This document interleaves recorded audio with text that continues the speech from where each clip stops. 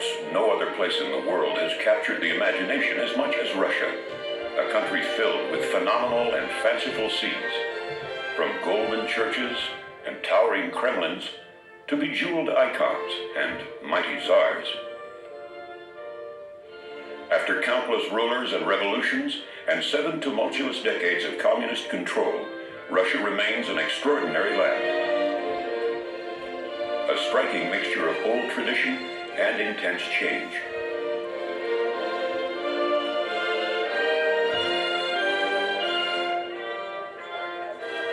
Russia contains nearly 150 million people and 130 nationalities and ethnic groups that are scattered across 11 time zones from Moscow to Vladivostok. For 1,000 years, the Russian Orthodox Church dominated the life of Russia. When the communists came to power in 1917, they declared religion the opium of the masses and set out to destroy what they considered the ideology of the ruling class. By the end of the 1930s, the number of functioning monasteries and churches dropped from 100,000 to less than 100.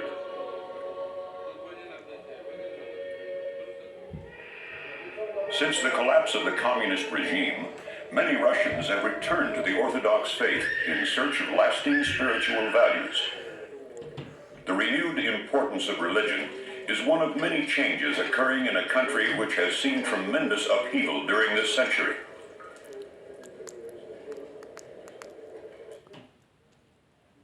Russia is the largest country in the world, sprawling across both Europe and Asia, from Finland in the west to the Pacific Ocean in the east. Many of Russia's neighbors are territories that became independent countries after the breakup of the Soviet Union in 1991. Most of Russia's largest cities lie on the European side. The capital, Moscow, with a population of 9 million, is the heart of the nation. It was Prince Ivan Dolgoruki who in 1147 established the first outpost along the Moscow River. The Russian word Kreml was used to describe a fortified stronghold that encircled the town. This mile-and-a-half-long Kremlin wall encompasses over 60 acres of palaces, churches, museums, and Russia's seat of government. All of Russia has been ruled from behind this wall for over 3 centuries.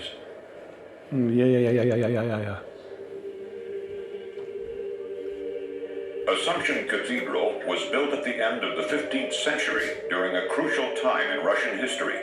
It was then that Ivan the Great united many of Russia's principalities to overthrow Mongols who had dominated the land for over 250 years. Within the walls of this cathedral, Russia's monarchs were crowned with an elaborate coronation ceremony. These rulers were buried in the nearby Archangel Cathedral.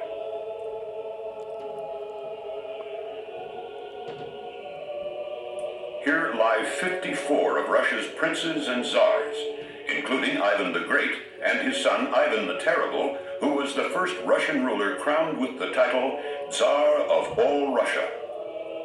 Russia was a pagan land until 988, when Prince Vladimir first introduced Byzantine Christianity. Along with a new religion came Byzantine art, architecture, and culture.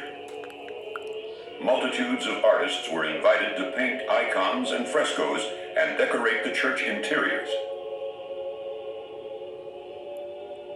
Today, restoration work preserves the Kremlin's rich heritage.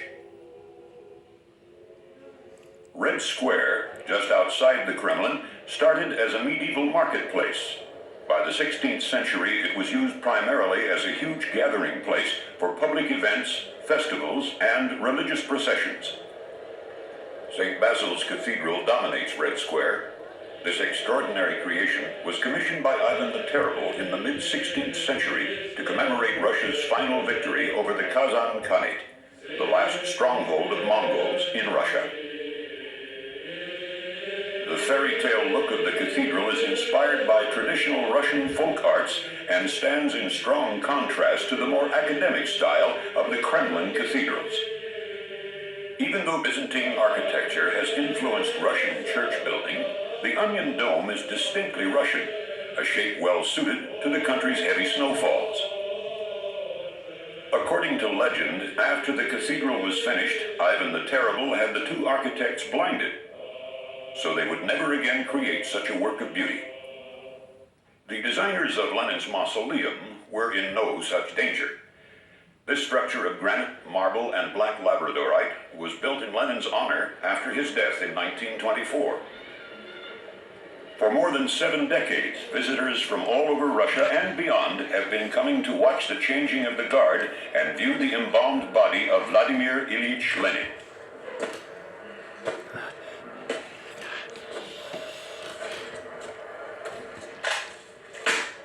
Lenin is regarded as the father of the Soviet Union. When the Bolsheviks revolted against the government and seized power in 1917, Lenin became the leader of the world's first Soviet state.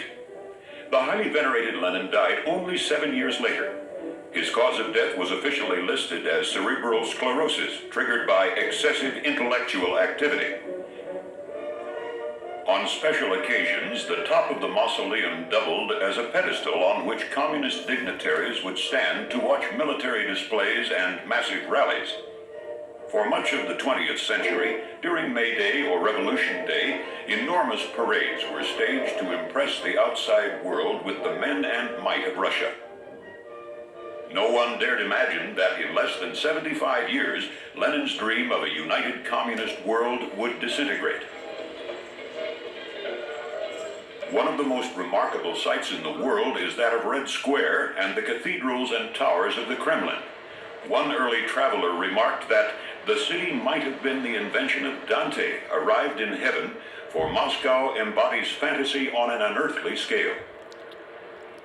And this grandiose vision continued on to the Soviet era, when Gothic-style skyscrapers, huge concrete housing complexes, and factories were erected haphazardly throughout the city.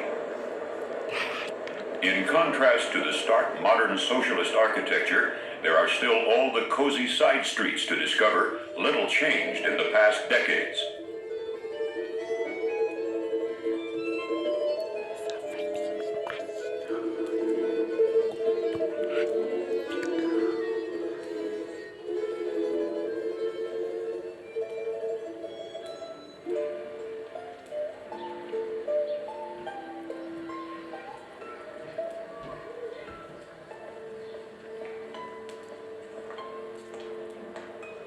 A familiar sight for every Muscovite is the poplar tree, which sheds an abundance of white, fluffy flowers. Early summer is always marked by poplar flowers blowing through the air. For many generations, the Arbat Street has been one of the most popular meeting and shopping spots in Moscow. This cobblestone pedestrian passage, which is over 500 years old, marks one of the most famous areas of the city. During the communist era, performance artists and street musicians were strictly banned here. Today, the Arbat district embodies all the changes currently sweeping the country. It encourages individual enterprise on every level. My name is Milana, and I study in a special music school. I still have a lot longer to learn. So far, I've only finished the 6th grade. In summer, I come to work here on the Arbat. I usually work every other day for 6 to 7 hours. I don't plan to perform on the Arbat for all my life. I'd like to play in an orchestra someday. But as long as I'm at school, I can earn money through my own initiative by working on the Arbat.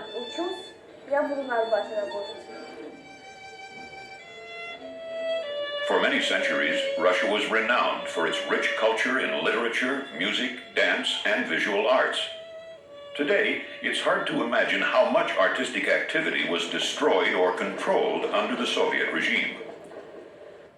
An art style called socialist realism was officially prescribed for the masses by the Communist Party and enforced by party censors. Artists had to produce works honoring the common man or proletariat. These days, many of the monuments and statues have fallen into a state of disrepair. An example of a truly unique and visionary work of the same era is the children's musical theater, created by Natalia Satz. She believed that setting the mood for the audience should begin long before the curtain rises. Upon first entering the theater, audience members are greeted by characters from the theater's past operas and musicals. Tonight's performance is this theater's own adaptation of The Wizard of Oz, translated as The Magician of Diamond City.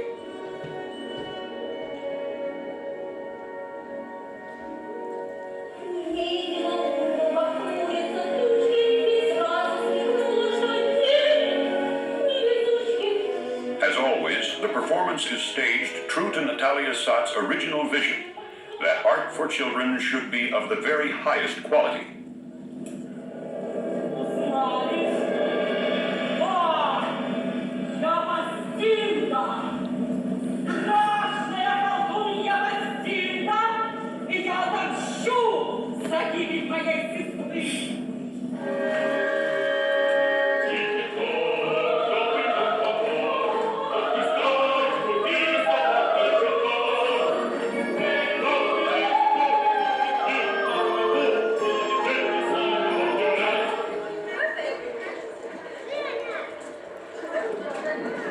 As long as any Russian can remember, not only has art been regulated by the government, but it has also been heavily subsidized. The price of tickets remains fairly cheap. On the other hand, prices of consumer goods, especially cars, are very high due to a large luxury tax. Only a few Russians can afford to buy a car. Most rely on public transportation. Fortunately, there is the metro, one of the quickest and easiest ways of getting around the city. Over 10 million people ride the metro daily.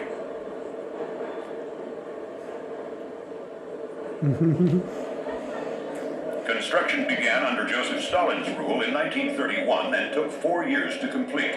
Today, 10 lines and nearly 150 stations connect all points of the city.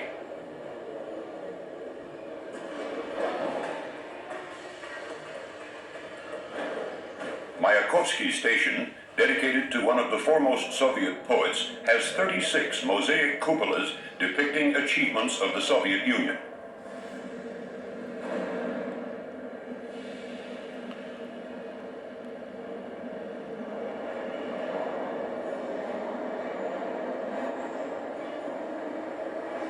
Another station, Komsomolskaya, is one of the largest. Its mosaics glorify the great military victories of Russia from the beginning of its history to World War II. Muscovites have always displayed a proprietary pride in their metro. It remains remarkably clean and graffiti-free. For most metro riders, the day ends in one of the numerous apartment complexes that make up Moscow's suburbs. There has long been a housing shortage in Russia, especially in Moscow. Most people who live in these areas have waited for many years to be assigned to their own apartment. Even then, these apartments are generally quite small and cramped. To make matters even worse, under socialism, few entertainment spots were allowed to operate at night. Even going to a bar was considered a decadent activity by the Communist Party. Since the establishment of a free market system, there is more of a nightlife in Moscow, at least for the wealthier Russians who can afford it. Only a few Russians own credit cards, so many come to a nightclub with large amounts of cash.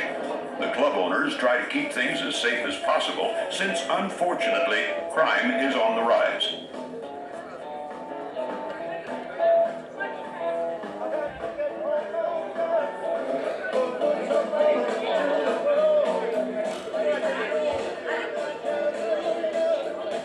Today, Russian youth are experiencing more freedom and openness than in the entire history of post-revolutionary Russia, and they're quickly adjusting to Western ways.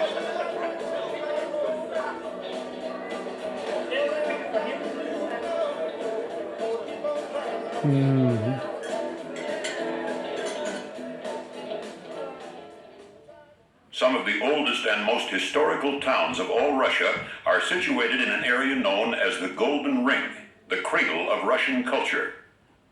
45 miles north of Moscow lies one of these towns, Sergeyev Posad.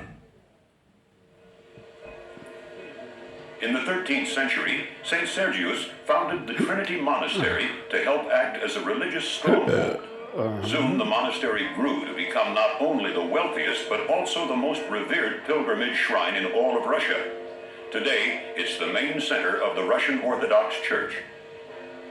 The art of carving wooden toys has long been a tradition in Sergeyev Posad. The first toys were made and distributed by St. Sergius himself to the children of the town.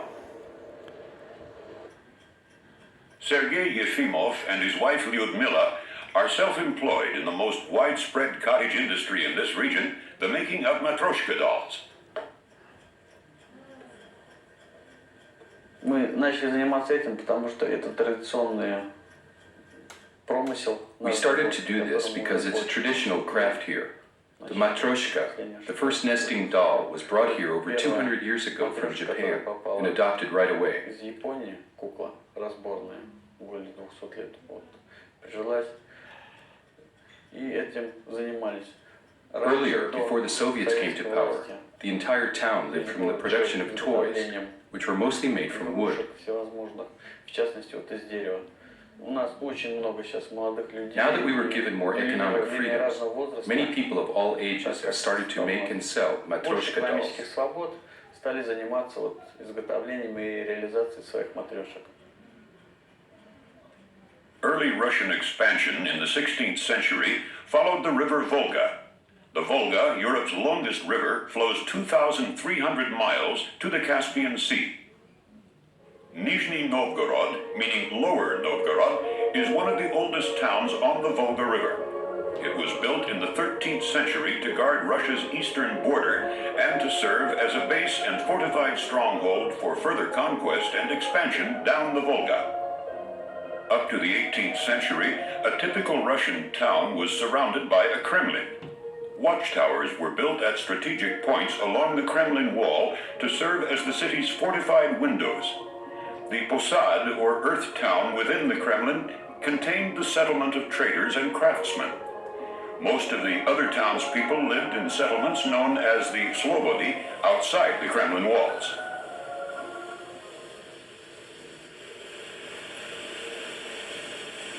Sadly, today, the once prosperous and active area within the fortifications houses only an exhibition of military equipment manufactured in Nizhny Novgorod during the Second World War.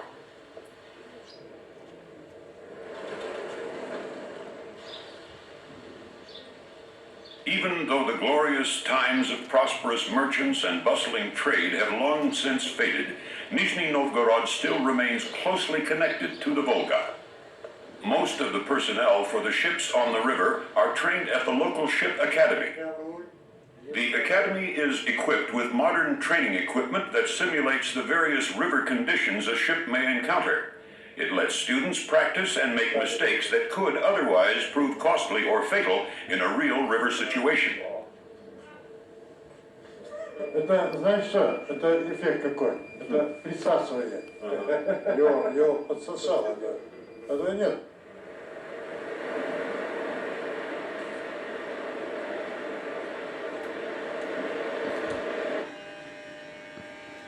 Captain Popov is one of the many graduates from Nizhny Novgorod Academy.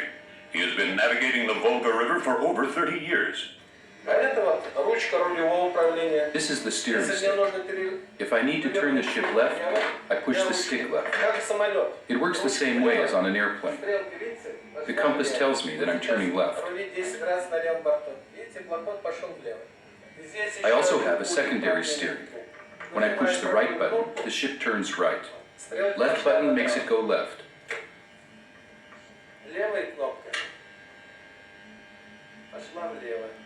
I can't tell you how much easier and more convenient electrical steering has made my job.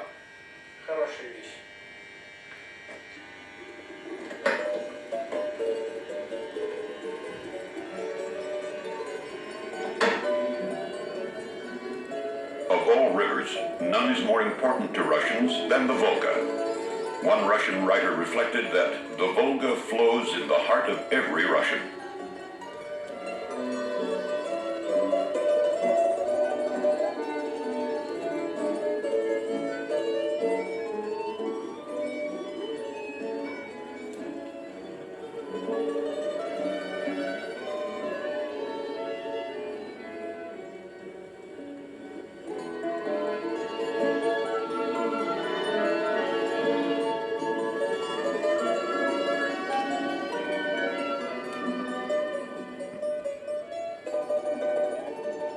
Russians compare their national character to this river, open and friendly, and at the same time mighty, fierce, and capable of overcoming any obstacle.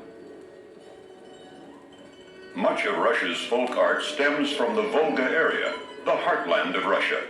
Towns were once identified by their own unique style of painting or handicraft. Not far from Nizhny Novgorod is the region of Semyonovskaya Kokhloma. For nearly 3 centuries, artisans here have been admired for their carved wooden kitchenware and furniture. Their particular handicraft has long been known as Kokhloma lacquerware.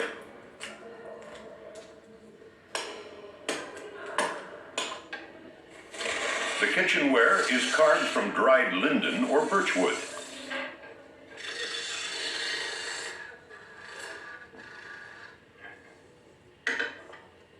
The shaped pieces are coated in aluminum powder that is baked onto the wooden surface in special ovens. The heat turns the aluminum powder into a rich golden color. After the object has cooled, artists paint the surface with traditional designs. Usually, the patterns are painted with red and black colors on top of the gold.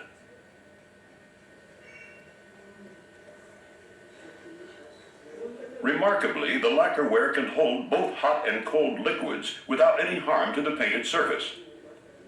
The person in charge here is Ekaterina Nikolaevna Gospalova. Я работаю уже почти 40 лет. I've been working here for almost 40 years, and I'm the artistic director of this company. I like this art very much. There are 500 painters working here, and all of them are women, even though the founders of this art have been men. They were once the church icon painters who then started to make things for everyday use, like bowls and other objects to hold liquids.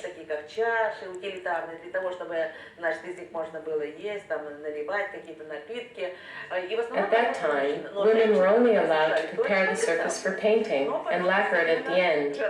But gradually, women pushed out the men, and it became predominantly female work. Perhaps the nature of this work needs a woman to do it. Flowers are always closer to a woman, right? Women love flowers. Who has more patience? Women. Who doesn't always leave to go for a smoke? Our women don't smoke. Mainly, women love flowers. And most of our compositions consist of flowers. Some distance downstream from Semyonovskaya lies the city of Volgograd, better known historically by its old name of Stalingrad, the site of one of the most decisive battles of World War II. These steps lead to the top of Mamayev Hill, where a memorial park honors all those killed during the Battle of Stalingrad. Fresh graffiti on the steps reads, "For Motherland, for Stalin," the World War II battle cry of the Soviet Army. The German army invaded Stalingrad in the summer of 1942. During the 7 months of intense fighting, nearly 1 million bombs were dropped on the city. Here in the Hall of Military Glory, 32 mosaic plaques carry the names of the fallen. Both Hitler and Stalin issued direct orders for each army to fight to the last man. Over 1 million people were killed before the Germans surrendered on February 2nd, 1943.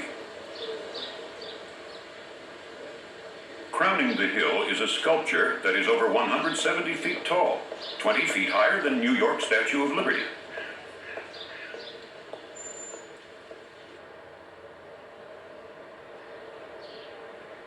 It symbolizes the motherland calling upon her sons to rise to her defense.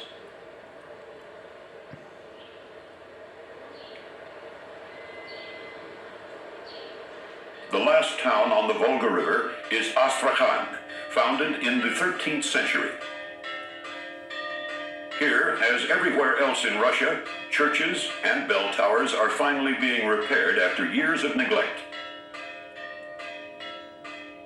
Bell ringing was once a highly respected art, but sadly today, not one professional bell ringer can be found within the city. With no teacher, these two have simply learned to improvise, for no one remembers how the bells of Astrakhan used to sound.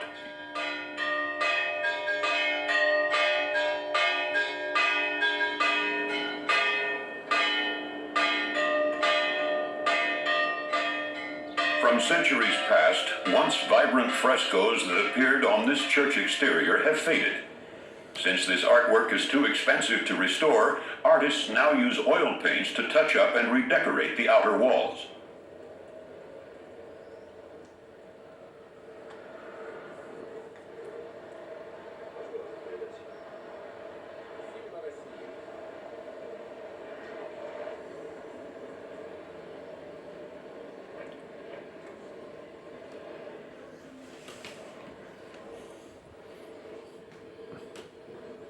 For over 700 years, Astrakhan has been a major crossroad between Russia and the rest of Asia. At a local market dating back to the 15th century, the ethnic mix is as diversified as the wares being sold. The most numerous of the indigenous groups are the Tartars, descendants of the former Mongol rulers. But there are also Uzbeks, Kazakhs, Iranians, Turkomen, and other peoples from the shores of the Caspian Sea and beyond.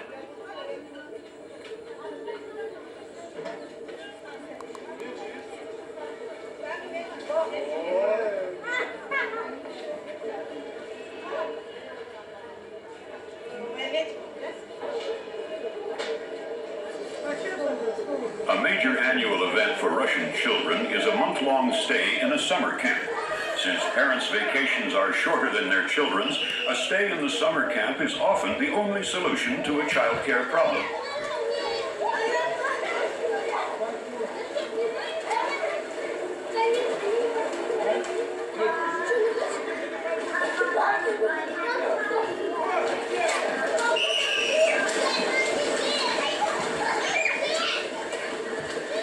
In addition to common summer activities, the children are also exposed to a rich cultural program.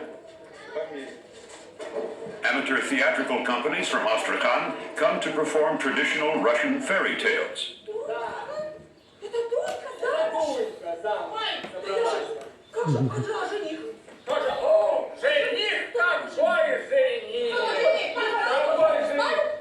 This one is about two bad sisters who conspire with an evil sorcerer to bring about their other sister's downfall. But the good sister, Vasilisa, manages to overcome evil and save her true love, Prince Ivan. Predictably, in the end, Vasilisa and Ivan marry and live happily ever after. Russia's second biggest city and a former capital is St. Petersburg, called Leningrad for most of the 20th century. Tsar Peter the Great chose the site for his namesake city on the desolate shores of the Gulf of Finland to gain an outlet to the sea and open Russia to the west. The building of St. Petersburg started in 1703. It was one of the first cities in the world built to preconceived plans.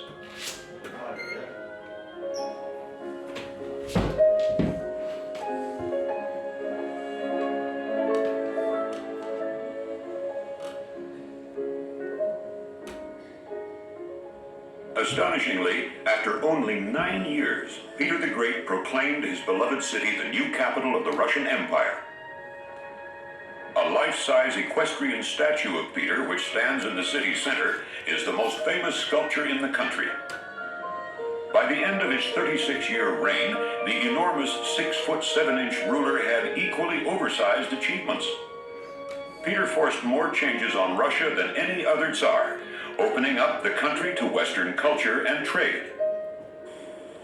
While the swampy Neva Delta was a horrible place for building a city, it was nonetheless an excellent place for creating a major harbor.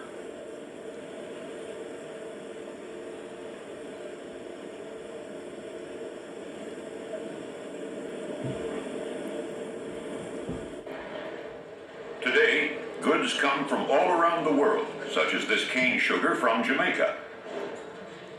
The citizens of St. Petersburg pride themselves on inheriting Peter's spirit of independence.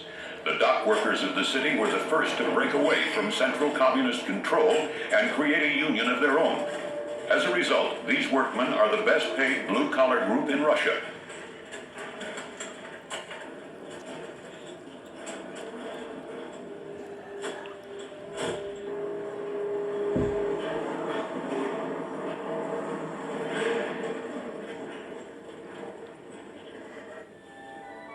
An image of St. Petersburg would not be complete without the view that has for centuries greeted the incoming ships.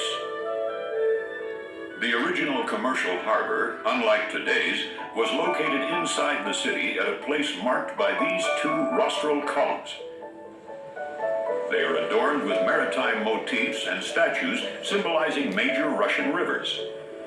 Just on the other side of the Neva River stands the Winter Palace, which also contains the famous Hermitage Museum created by Catherine the Great. In its endless stairways and hallways and 1,057 rooms, the museum holds over 2 million pieces of art, too many to be displayed all at the same time.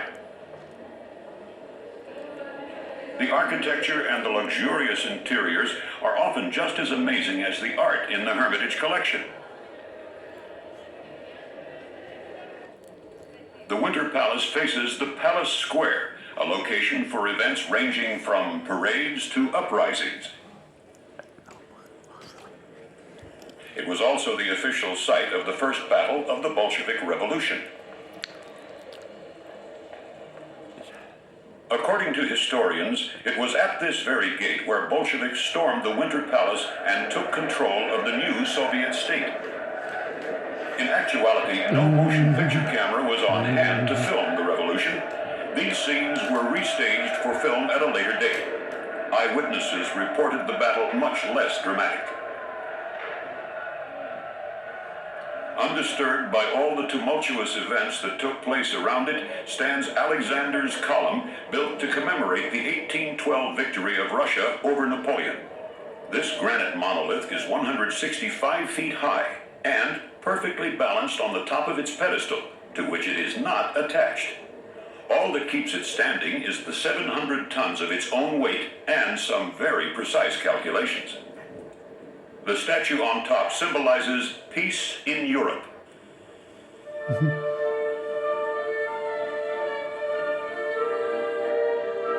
Much of St. Petersburg is crisscrossed by canals, which are spanned by many distinctive bridges.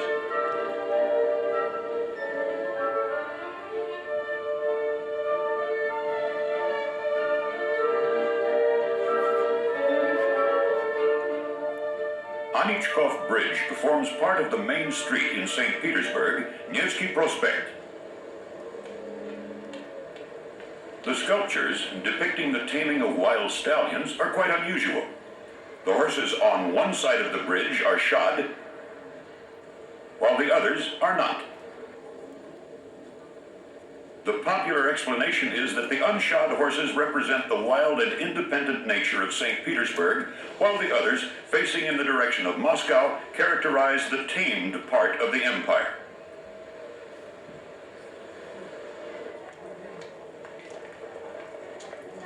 Although St. Petersburg is no longer Russia's administrative capital, it is still its unofficial arts capital, attracting a rich variety of performing artists. Only the best get to appear before St. Petersburg's audiences.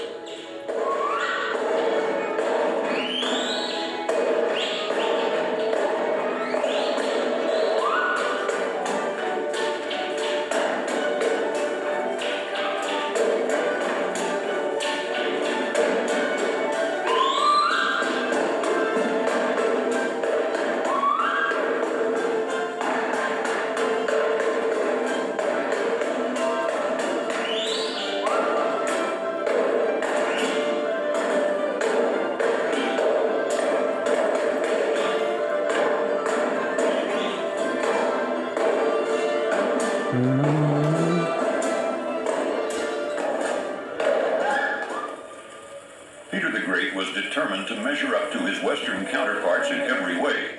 In 1709, he ordered a magnificent summer palace built 18 miles from the city, modeled on the French Palace of Versailles. He named it Petrodvorets, or Peter's Palace. The estate contains countless fountains which are decorated with mythological water creatures.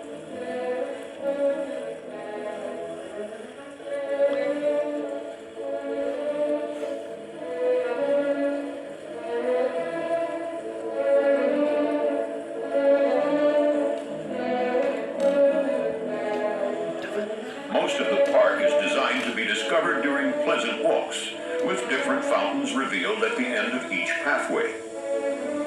The entire system of fountains is supplied with water through an intricate web of underground pipes. There is not a single water pump. Gravity is the only propelling force. Of course, water can't flow if it's frozen, so summer is the best time to observe the fountains in action.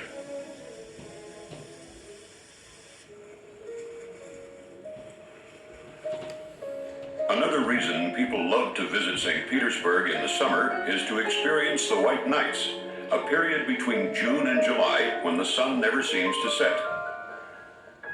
In order for the larger ships to pass to and from the harbor, the bridges of the city open for 2 hours early each morning.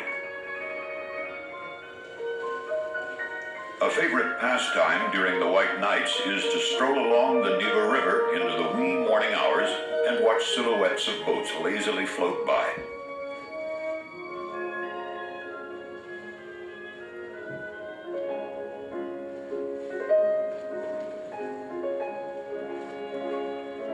The beauty and enchantment of the city continue to fuel and inspire the work of local artists in St. Petersburg. In an art school within this building, labeled the Palace of Culture, students are taught that the way one paints is as important as the way one lives.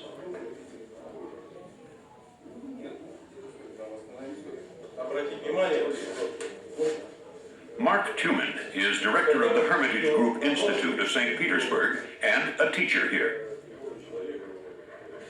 The theme was to take a fragment of the city called New Holland, built during the times of Peter the Great. It's all very simple. There's an arch, and on the sides are columns.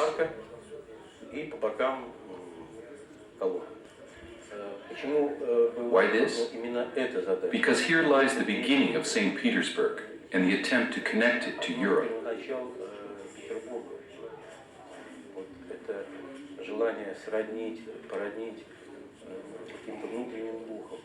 It's possible to take a pencil and copy the outlines of an object and then just fill it in without expressing the inner meaning. The task here is much deeper. If one is to live, it should be done from one's depths and not superficially. It's the same thing in painting.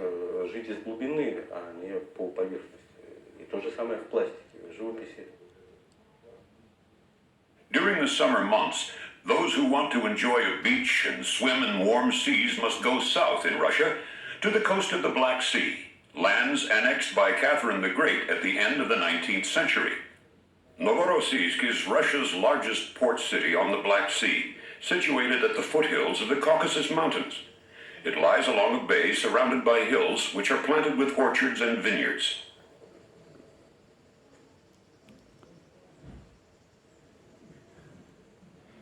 Vacationers use Novorossiysk mainly as a gateway to smaller towns and resorts in the region. Few travel in their own cars. Most travel via public transportation after receiving their putyovka, a word that symbolizes warm sea breezes to Russian workers. A putyovka is a trade union certificate for room and board at a resort. The workers pay only a small percentage of the actual cost. The trade union picks up the rest.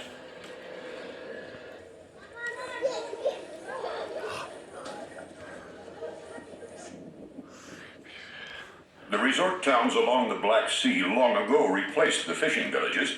Boris Kadyrov is one of the few remaining fishermen.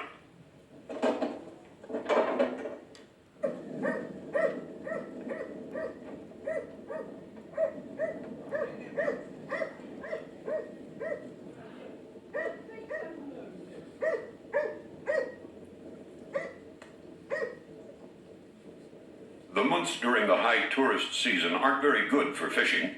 The catch is much bigger in winter. In the summer, Boris manages to catch just enough fish to feed himself. During this season, many of the other local fishermen have left to work in the orchards and their own garden plots. But their children love to join Boris to spend a fun day at sea.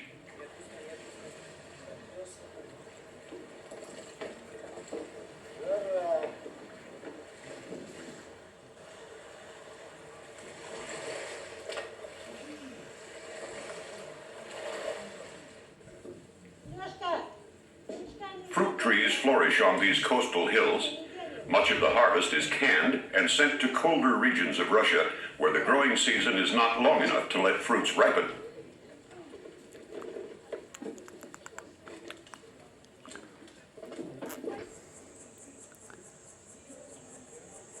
The lime-rich soil of the hills is especially favorable for growing grapes. In the region of Obrov-Dyorso, the grapes are used in the production of sparkling wine, a popular beverage that has long tradition in Russia. In the champagne-making process, the wine is let to ferment and age in bottles. After lying still for a period of 18 months to 5 years, the bottles are then turned, which moves the sediment up into the neck of the bottle.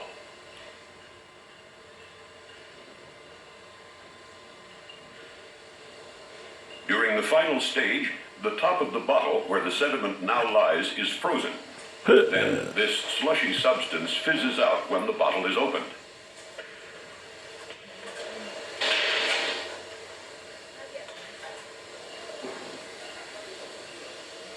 Once the sediment is out, the bottles are topped off, re-corked, and secured with wire. Sparkling wine, or champanskoye, is one of Russia's favorite drinks for festive occasions. Russia's character and identity have long been influenced by the fact that it spreads across two different continents, Europe and Asia. The border between the two follows the line of the Ural Mountains. The Urals also mark the beginning of Siberia. The word Siberia comes from the Tatar word Sibir, meaning sleeping land. Siberia covers over 5 million square miles. It is larger than both the United States and Europe combined. In recent decades, much of Siberia was strictly off limits to foreigners. Today, many of Siberia's formerly closed cities have opened to the west, and major airlines carry passengers directly into the Russian Far East. The people of Siberia grew from a mix of adventurers and fortune seekers who settled in the area voluntarily, and from those who were forced here for either criminal or political reasons. Caucasians now far outnumber the indigenous Asian population. The most prominent of all those banished and imprisoned here was the last Tsar of Russia, Nicholas II.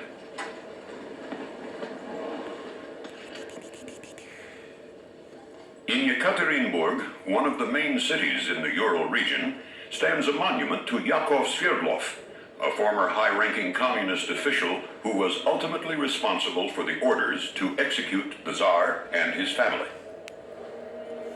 Their murders took place in 1918 within the small basement room of a house that no longer stands. It was bulldozed in 1977 because it was an inconvenient reminder of the bloody methods of the communist regime.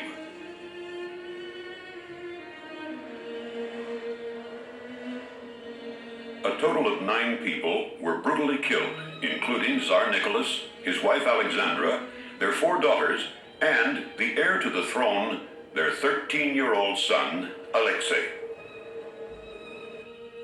In an attempt to hide the royal family forever, the bodies were given a secret burial in an unmarked meadow outside of town. In 1994, the long controversy of what really happened to the Tsar's family was brought to an end. DNA testing identified the bodies, including the Tsar's daughter, Anastasia, who was claimed by some to have survived. The cities around the Urals supply Russia with building materials, semi-precious and precious stones, and countless other minerals. Stones from the Ural Mountains have long been used to decorate jewelry. Some of this jewelry is made by regional craftsmen such as Mikhail Mikhailovich Lesik, who makes exquisite one-of-a-kind pieces using only locally mined stones. Here at the company Juveliri Urala, the jewelry is sketched out by several full-time designers. Their ideas are then executed in the company's factory, where many unique creations are mass-produced.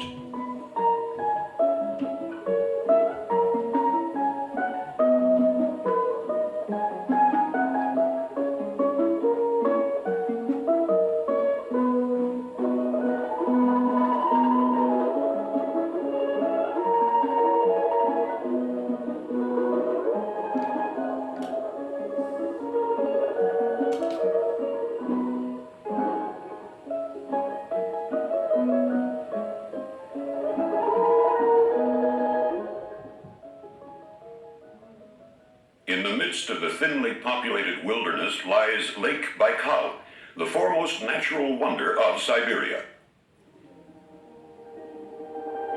It is the oldest lake in the world, formed 25 to 30 million years ago. Scientists estimate that more than 1,500 life forms found nowhere else on Earth live in and around this lake. Lake Baikal is 400 miles long and encompasses an area of over 12,000 square miles. It is the world's largest reservoir of drinking water. It contains 1/6 of all fresh water found on the planet.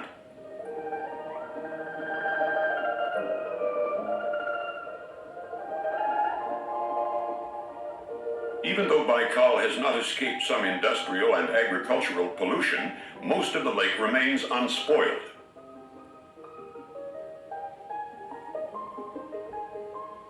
Nearly all of the 30 islands scattered throughout the lake are uninhabited.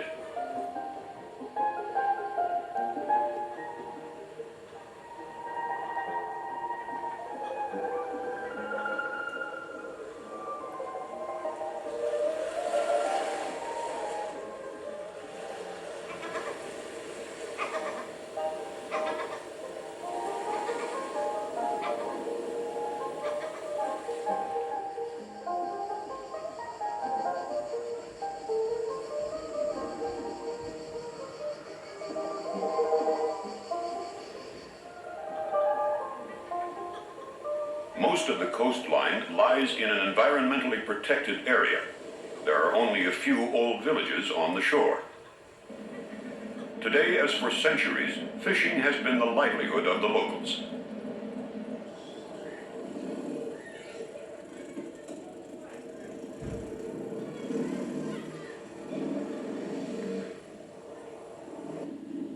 The most numerous of the indigenous people are the Buryats.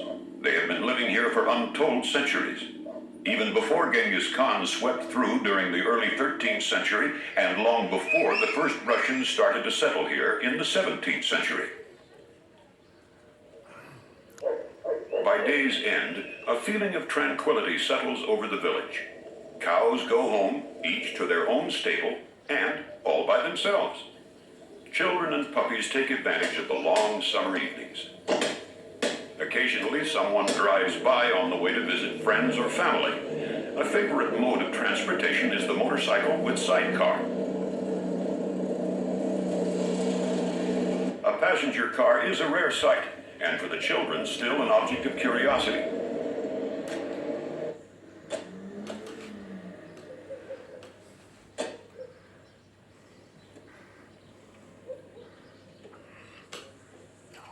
The largest city on the east side of Lake Baikal is Ulan-Ude, the capital of the Buryat region. It lies in the border area between the Siberian forests and the grassy steppes. Ulan-Ude was first established by the Russians during the country's eastward expansion in the 16th and 17th centuries. It served then as a trading center and outpost for the Tsar's tax collectors. Today, Ulan-Ude is an average Siberian town without much distinction, except for a strange relic in the main square. It is the largest head of Lenin in the world, over 25 feet tall. Rumor has it that, ironically, the monument was inspired by the large heads of Buddha common to this area before the Soviet takeover. Even though many communist monuments have been dismantled, this one is likely to stay. The Ulan-Udaites have grown quite fond of it. The Ulan-Ude region has a long and rich Buddhist tradition which survived in spite of the brutal oppression and anti-religious campaigns. Under Stalin, Buddhist monasteries in the Soviet Union were closed, and most of them were destroyed. Even though this Buddhist monastery was allowed to open in 1947, its activities were still closely monitored by the Communist Party and secret police. Until recently, it was the only one operating in all of Russia.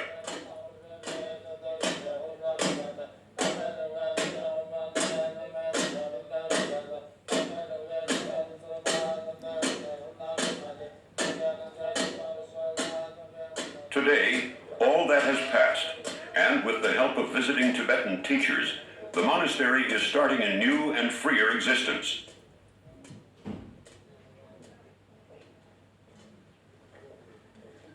At its easternmost point, Russia ends in the Western world. On its northeastern border, the last Russian island is just a mere 2 miles away from the westernmost lands of the United States. The largest city on Russia's Pacific coast is Vladivostok. Even though it lies in Siberia, the southern location allows the city to enjoy ice-free waters year-round. Vladivostok is a city that was birthed by the ocean and continues to be sustained by it. 1/3 of the 800,000 people who live here are fishermen and sailors.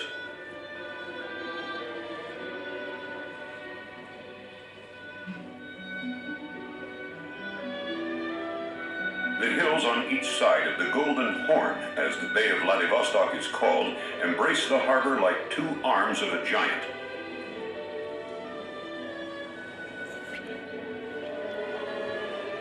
The bay has sheltered many a ship from very unfriendly seas. Today, it's also the main base for Russia's Pacific Fleet. Vladivostok is a fairly young city, founded in 1860 as the fortified port of Russia's Far East. The last Tsar of Russia, Nicholas II, laid the foundation stone. In its early days, Vladivostok attracted independent-minded and free-spirited people, a heritage that's still alive in spite of several decades of communist rule. The monument in Vladivostok's main square glorifies those who fought on the side of the Bolsheviks. These heroes genuinely believed that socialism was a better future for Russia. They couldn't foresee the oppression that was to follow.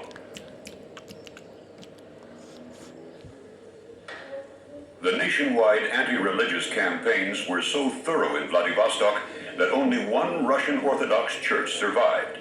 Today, it remains the only one. Attendance at daily services is still relatively low, but now that religion is no longer restricted, people also come to church to celebrate major events in their lives.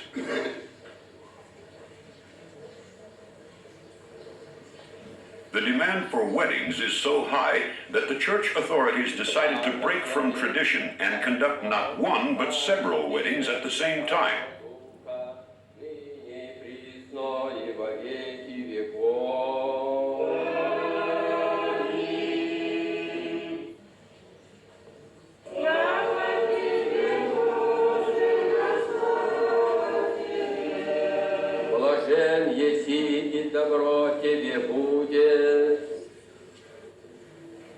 These newlyweds, who were brought up without any religious education, must be guided by the priest through the ceremony.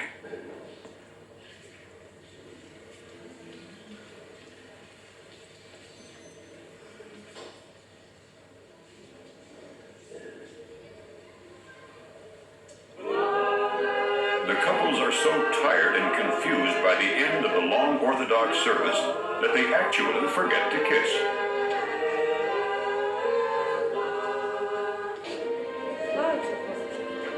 Just as these newlyweds do, Russia faces an exciting yet uncertain future, redefining itself in a new era. Few other nations can compare to Russia in its vast size, its turbulent history, and the remarkable endurance of the human spirit. In the words of one native writer, you are both wretched and abundant, oppressed and powerful, Mother Russia.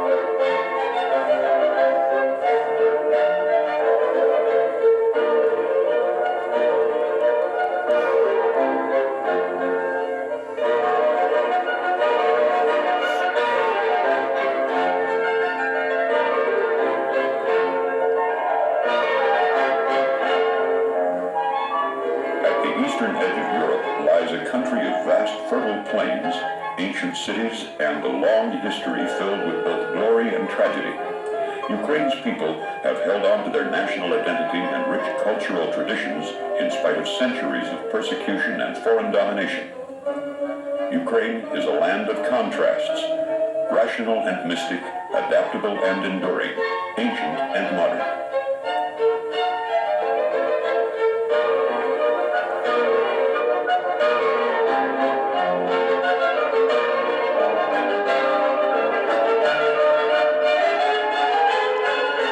Ukraine spreads over 233,000 square miles after Russia, the largest country in Europe. Larger than France, Germany, or Spain. More than 52 million people live in this vast country. Since the dissolution of the Soviet Union in 1992, Ukraine's neighbors are Moldova, Romania, Hungary, Slovakia, Poland, Belarus, and Russia. Kiev is the capital of Ukraine.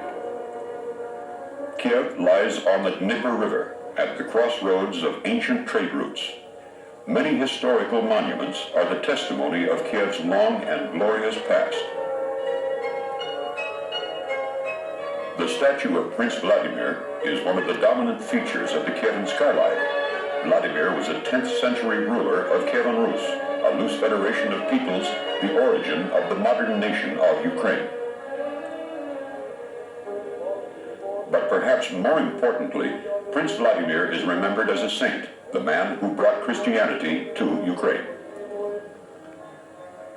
The Golden Gate dates back to Prince Vladimir's son, Yaroslav the Wise. It was once the main entrance into Kiev. But over the centuries, the city grew beyond it, and the gate slid into ruin. It was recently restored, and now is meticulously cared for. Another central figure in Ukraine's history was the Cossack hetman Bogdan Khmelnytsky. In the 17th century, Khmelnytsky managed to unite the stubbornly independent peoples of Ukraine and free the nation of foreign domination. But later, threatened by powerful enemies on all sides, Khmelnytsky signed a treaty with the Russian Tsar. However, Instead of protecting Ukraine, Russia used the treaty as a pretext for taking over the country. In 1982, the Soviet rulers built this so-called reunification monument, trying to convince Ukrainians they hadn't lost independence, but that they had only been rejoined to Mother Russia. Today, ironically, free enterprise flourishes at the foot of this symbol of communist control. Students at Kiev Music Conservatory earn extra cash by playing Western tunes at the base of the monument during their summer holidays. Under Soviet rule, such a thing would have been illegal.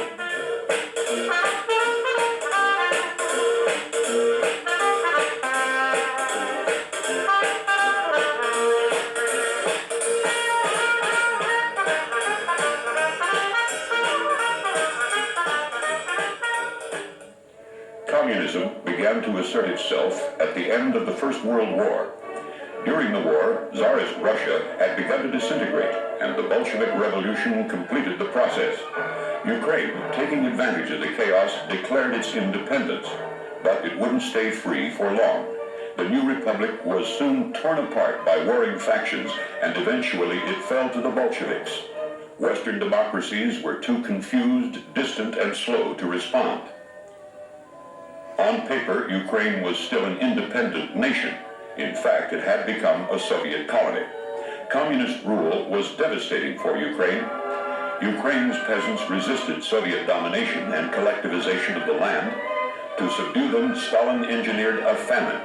He forced Ukraine to send so much of its grain to Russia that the country didn't have enough to feed its own people. 4 million Ukrainians starved to death in 2 short years. But the desire for freedom did not die. On August 24, 1991, Ukraine declared its independence. Leonid Makarovich Kravchuk was sworn in as the first president.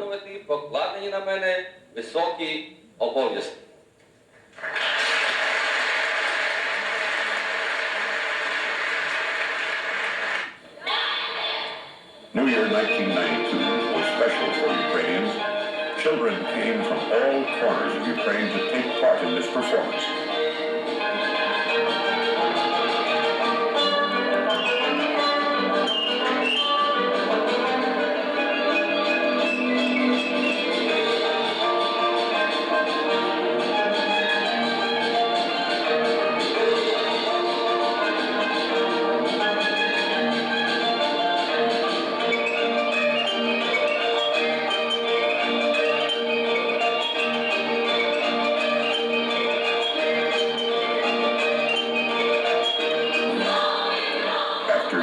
Isolation, Ukraine's borders were finally unsealed, and travelers from all over the world could now come and go freely.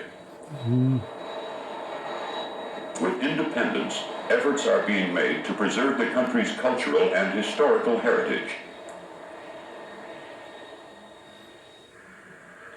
The recently restored Cathedral of St. Sophia is one of Ukraine's most important historical and cultural treasures. Prince Yaroslav the Wise laid the foundations for the many-domed, five-naved cathedral in the early 11th century.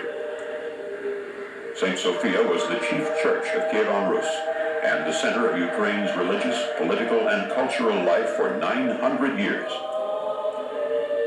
The interior of the cathedral has been almost unchanged throughout all this time. The mosaics still glow as richly as they did on the day they were completed.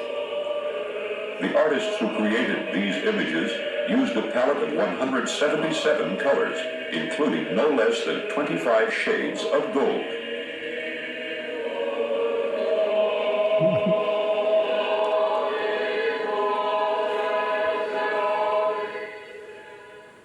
While Ukraine's winters are considered mild for Europe, they can get quite cold with plenty of snow. But Ukrainians aren't the kind of people to let the winter keep them inside.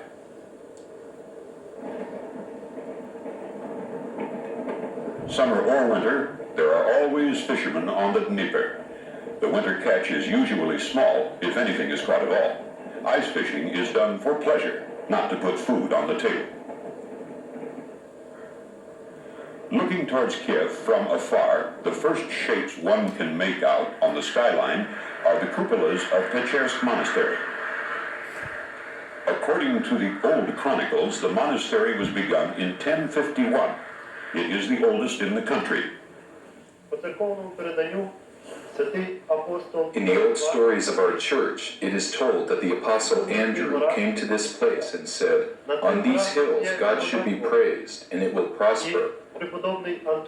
The Apostle's prophecy came true 1,000 years later, when St. Anthony came to these empty hills. It was a wild and uninhabited place when he started digging in the caves. Through prayer and fasting, he strengthened these dark places so that they light the entire land. There is more than a mile of tunnels at Pechersk Monastery in two extensive systems.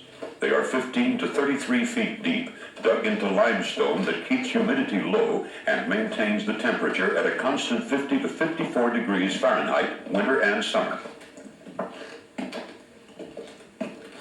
Monks come here to fast, pray, and sing. Some just for a few hours or a few days, but some come for years. Here there is no day or night, nothing to mark the smooth flow of time. All distractions, all sights and sounds are left behind, leaving the monks free to concentrate on prayer and song.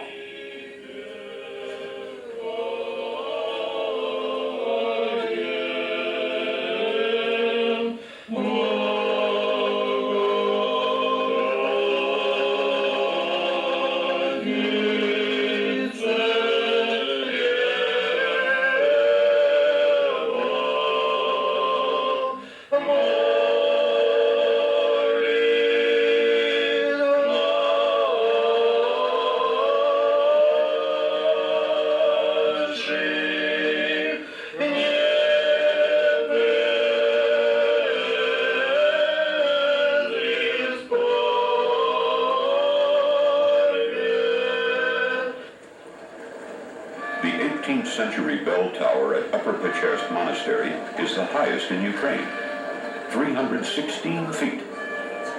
Some 5 million bricks were used to build it. The bell tower offers a sweeping view of the monastery and its many churches and other buildings. At the turn of the 18th century, the monastery owned several hundred workshops and factories, 3 towns, 7 settlements, and 120 villages with 56,000 serfs. Since the year 1615, the Pechersk Monastery has also had its own print shop. The books published here were influential in promoting education, science, and culture among the people. They were popular because most of them were written in a language that was close to spoken Ukrainian. Ukrainians are avid readers. More books are read here per capita than in most other countries in the world. The Square of Independence is the crossroads and center of modern Kiev. It is more than just a way stop, a place to change from one subway line or trolley to another. It is a place where the pulse and the mood of the city can be felt, where people come to rest and get ready for the day's work. A place to rendezvous and exchange opinions about current affairs. Cutting right through the Square of Independence is the widest and one of the busiest streets of Kiev, Khreshchaty. The unusually broad sidewalks along Khreshchaty make it one of the people's favorite places to take a leisurely stroll. Most of the buildings along Khreshchaty were destroyed during World War II. They were rebuilt when communism was at its strongest. At that time, all artwork had to show how happy the working class supposedly was under Soviet communist rule.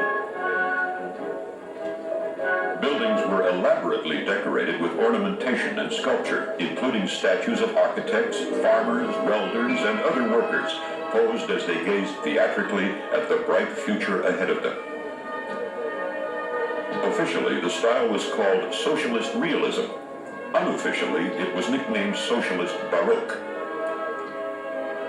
An older counterpart to modern Khreshchaty is the street called Andrew's Spust that begins at St. Andrew's Church.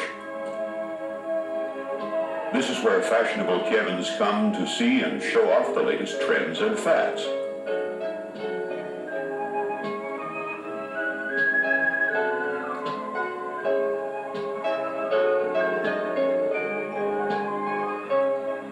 is also a place where newlyweds come for their wedding photographs.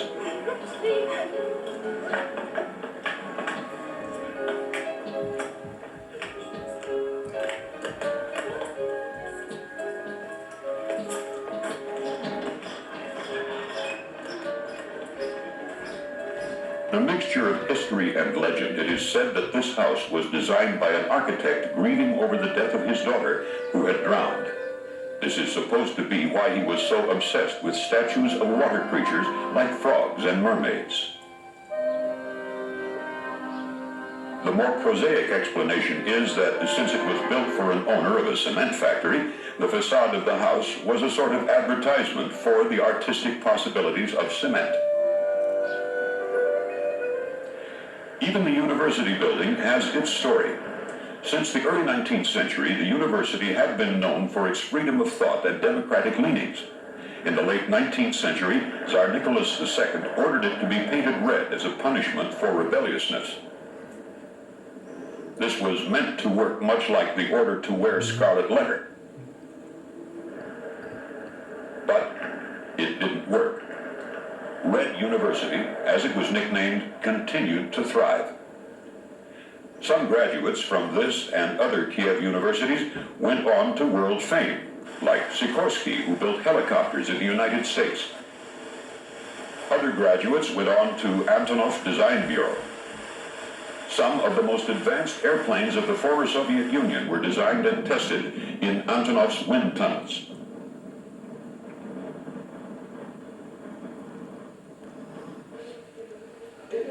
Some of the design areas still look somewhat old-fashioned, but appearances can be deceiving. The Antonov Design Bureau is on the cutting edge of world airplane design and manufacture. The biggest airplane in the world was built here at Antonov. It has carried the Soviet space shuttle Buran and many other cargoes that are too big for ordinary planes but need to get somewhere fast.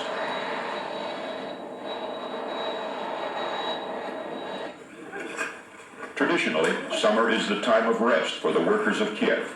Many leave the city for summer camps in the countryside. Typically, workers get 3 to 4 weeks of paid holiday every year, and most of them take the time out in the summer.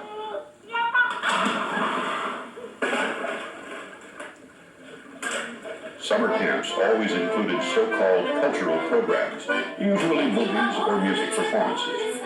The choir group Rodin is made up of the most talented amateur singers from many Kiev factories.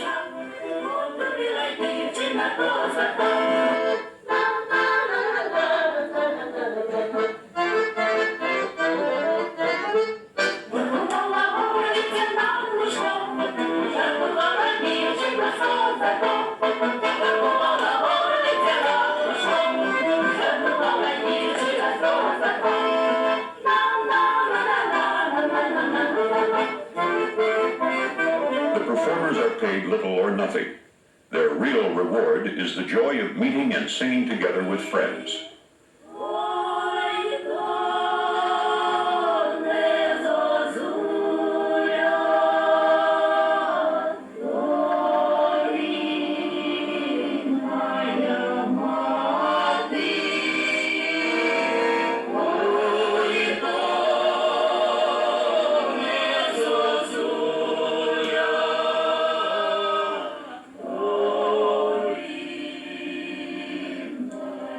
Farmers are the one group of workers who don't get to rest in the summer.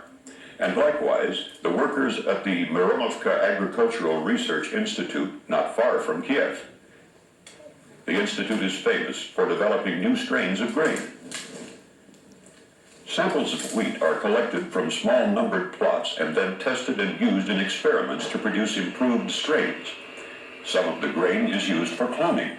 In this laboratory, pollen is removed from ears of grain and cloned in special solutions to form complete plants, roots, stems, leaves, and all. The process may seem time-consuming, but in reality it saves years of experimentation in the fields, and many strains of wheat developed in these labs could not be grown in any other way. Just a few miles away lies a place very dear to Ukrainians.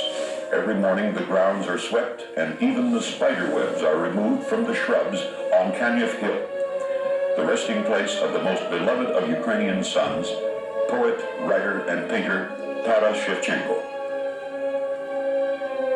In 1814, Shevchenko was born into a serf family in the nearby village. His chances of rising above the fate of his parents were extremely poor. Yet, his extraordinary talent and determination carried him well beyond the horizon of his contemporaries. At the age of 22, Shevchenko was discovered by fellow artists. Impressed by his rare talent, they gathered money and bought his freedom from serfdom. Within a few years, Shevchenko had become one of Ukraine's most famous painters and poets. 150 miles north of Kiev lies Chernihiv. Founded in the 7th century, the city is rich in medieval architecture. Chernihiv is also famous for its embroidery and for making the uniquely Ukrainian musical instrument called the bandura. To celebrate the 1300th anniversary of its founding, much of Chernihiv is being repaired and restored, especially around historical sites. In most places, workers use the same careful hand methods as in the original construction.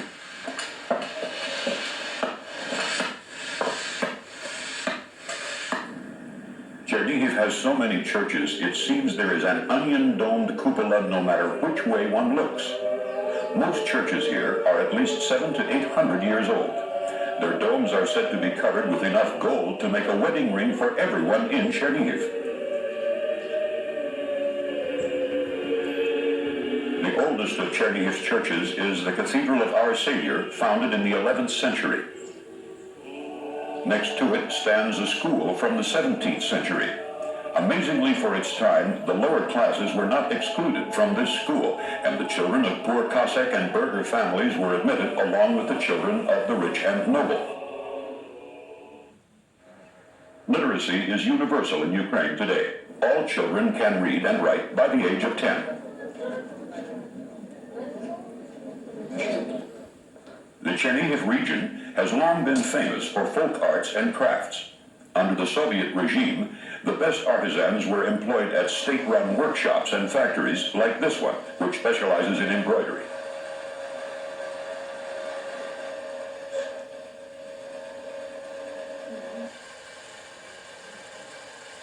Most of the work is done by machines now, but some of the more intricate parts are still made by hand.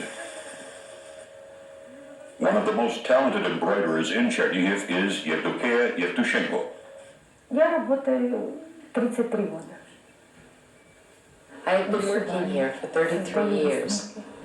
I do embroidery, make drawings, and train the workers in various techniques. I also check the quality of the finished work. Технику вышивки рабочим на участке. Чтобы создать рисунок, Our designs are based on national traditions. We go to museums, to the villages, and we look at the old patterns here. From all this, we create our own designs, adapted for both the modern clothing and folk costumes. Once there was a set of women's and a man's shirt that I worked on for about 10 years. We don't have it here anymore. It was a very fine work, a lot of counting, a lot of detail. Usually I work on a piece only for a month or two, sometimes 3. While there are many places in Ukraine where beautiful embroidery is made, there is only one place where the uniquely Ukrainian bandura is produced on a large scale. Over 30,000 of them have been made in this Chernihiv factory since assembly line production was introduced in 1952. Besides mass-produced instruments, custom-made banduras are also created here. Each one is painstakingly built by hand and decorated with inlaid designs of exotic woods. One master instrument maker can make only about 20 banduras a year.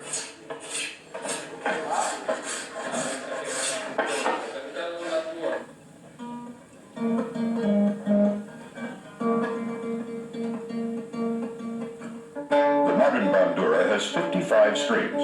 Of these, 12 are bass strings. The range covers 4½ octaves.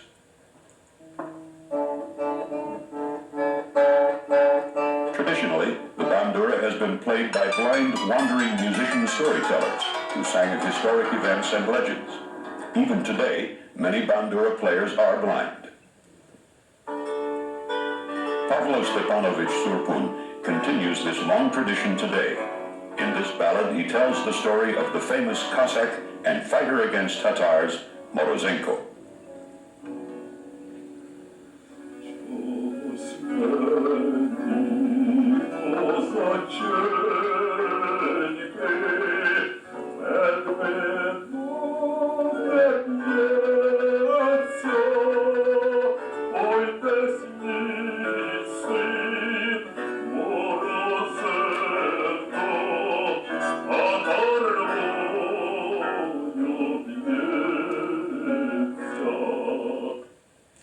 The city of Dnepropetrovsk was founded by Catherine II in 1784.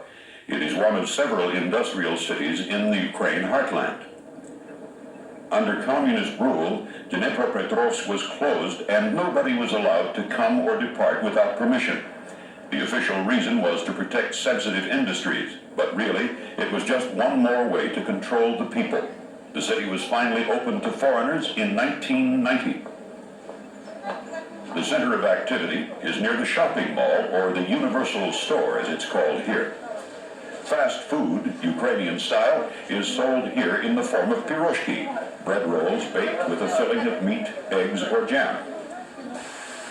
The fountain helps cool things off on hot summer days. For those who want to leave the hot summer city altogether, there is an easy escape. A cable line shuttles people between downtown and the sandy beaches on a nearby island in the Dnieper River.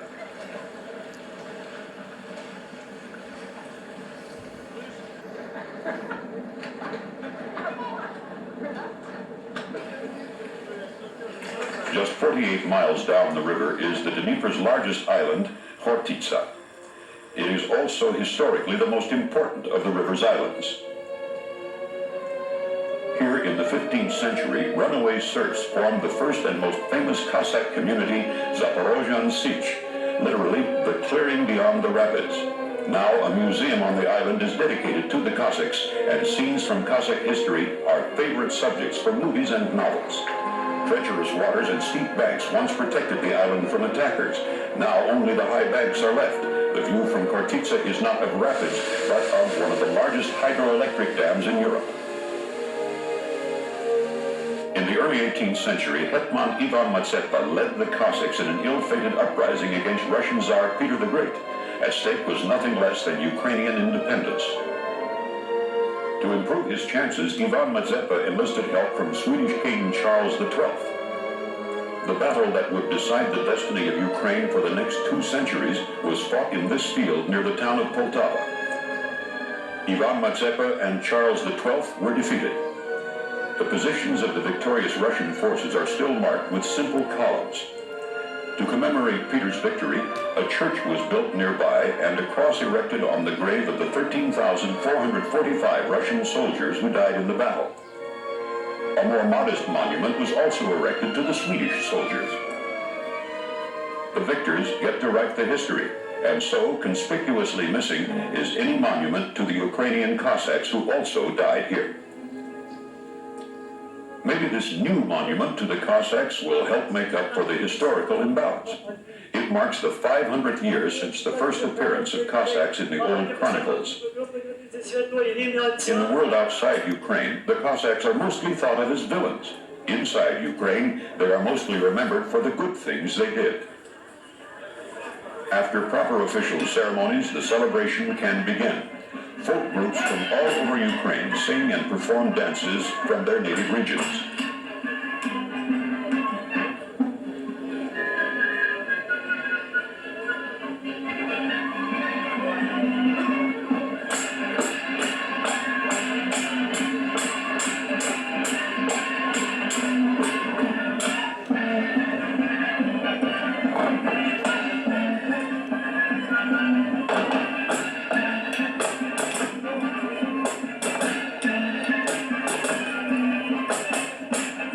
Cossacks did more than fight and dance. They also financed the building of many churches. The last church founded by the Zaporozhian Cossacks was the Collegiate Church of the Holy Trinity in Novomoskovsk, built out of wood floated down the Dnieper River. It is the largest timber structure of the 18th century in all of Europe. Here, timber architecture and building techniques reached their pinnacle.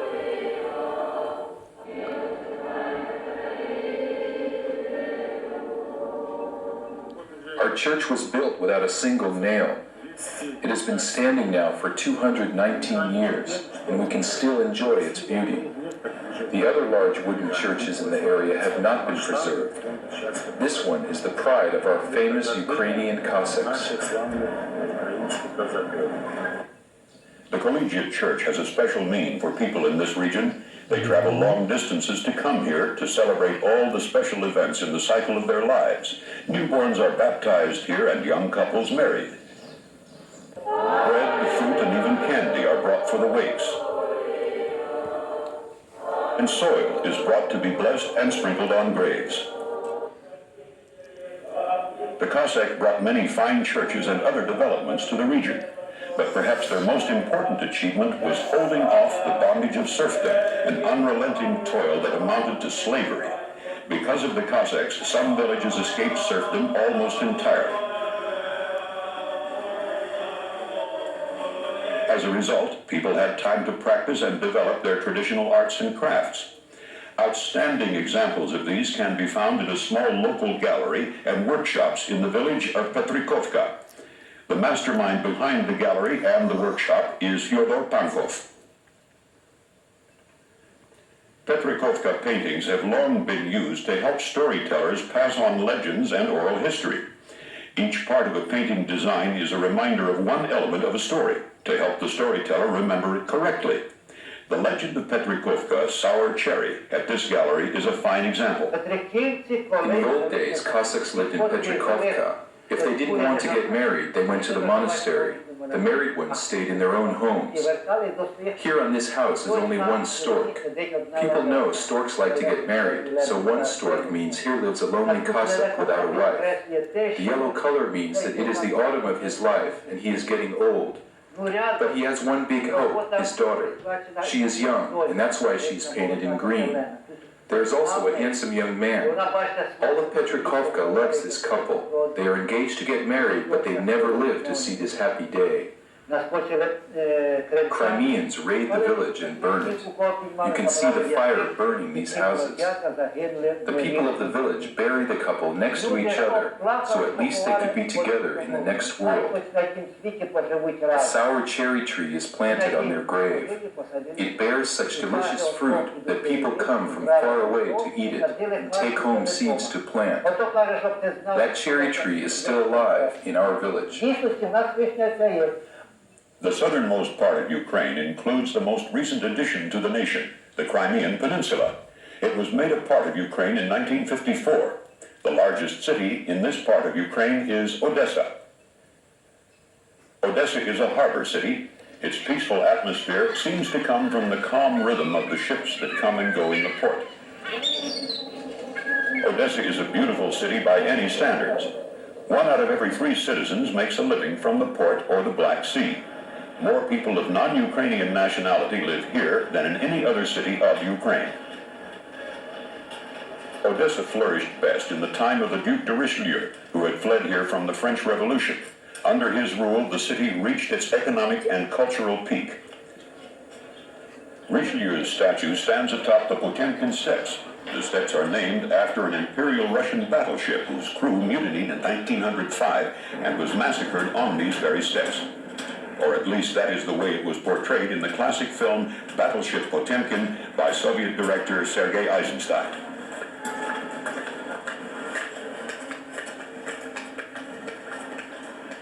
The 192 steps were designed in such a way that it is mostly landings that one can see from above.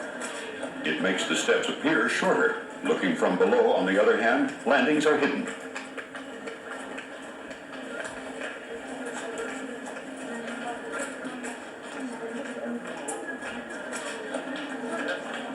Life tends to run at an easy pace in Odessa.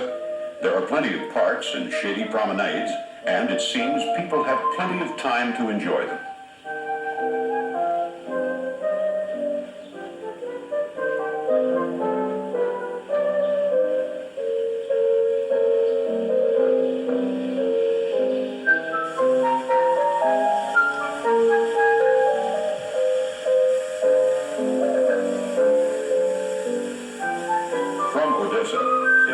short trip to the Crimea, vacation paradise of the former Soviet Union.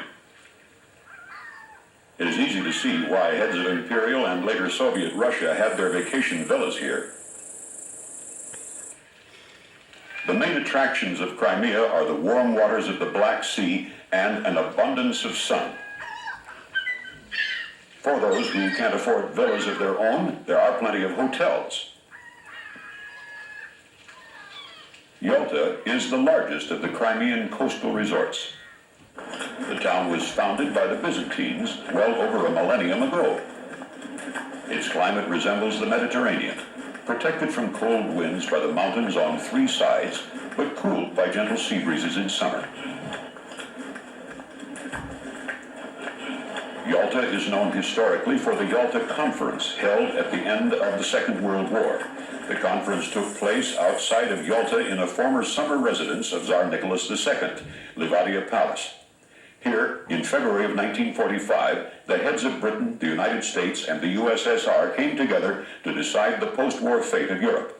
At this conference, Ukraine was allotted its own seat in the United Nations.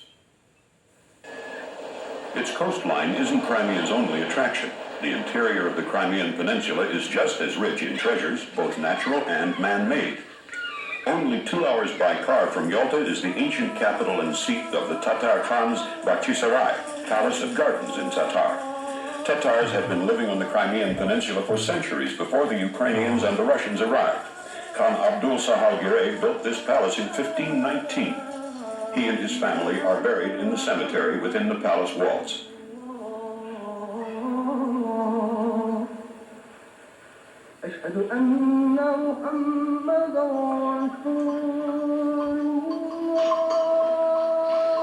Today, the palace is headquarters of the Historical and Archaeological Museum, responsible not only for the palace, but also for 14 cave cities in the region. Just 2 miles from here, carved into the rock, is the Dormition Cave Monastery, an outpost of Christianity since the 8th century.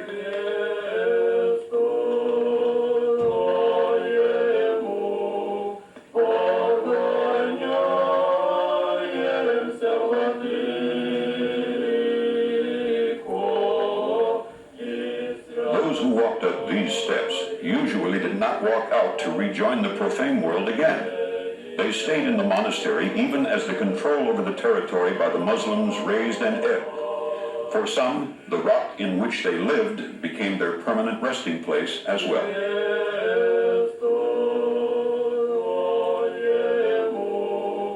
Entire chapels and churches, complete with columns and frescoes, were chipped out of solid rock.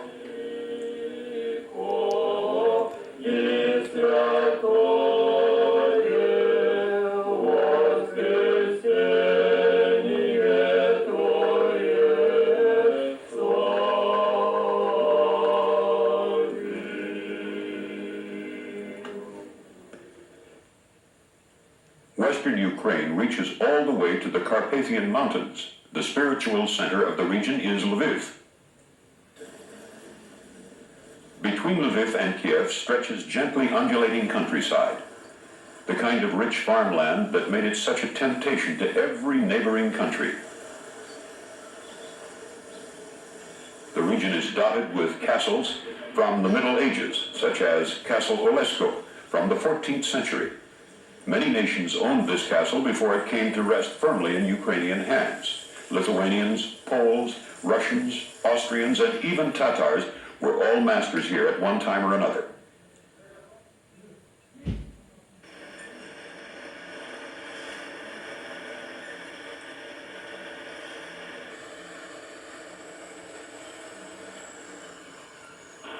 The farmland around Olesko is just as rich as it is almost everywhere in Ukraine. Roman Mikhailovich Kuch has lived here all his life. We had a good harvest this year. Barley is giving 4,500 pounds per acre. Wheat, 3,700 pounds per acre. Our soil is very good. However, this year we had a stormy spring. We had winds, hail. The hail flattened the wheat, so it's hard to harvest. But I think we will still do pretty well. So the people of Ukraine won't have to go begging. щоб ми не дійшли ні до кого з притягнутою рукою. А лелеки... Storks walk behind the harvester to catch frogs and mice. Storks nest on nearly every other house in the village. Every year they return to their nests, then have their young. Soon, after the 22nd of August, they will start leaving. Along its western border, Ukraine rises into the Carpathian Mountains. Even today, large parts of the Carpathians are isolated, remote from the modern world both in space and time. Compared with the rest of Ukraine, fields here tend to be small, and there is more pasture land for grazing sheep and cows. Industry has not made much of a mark. People's lives are much like they were generations ago.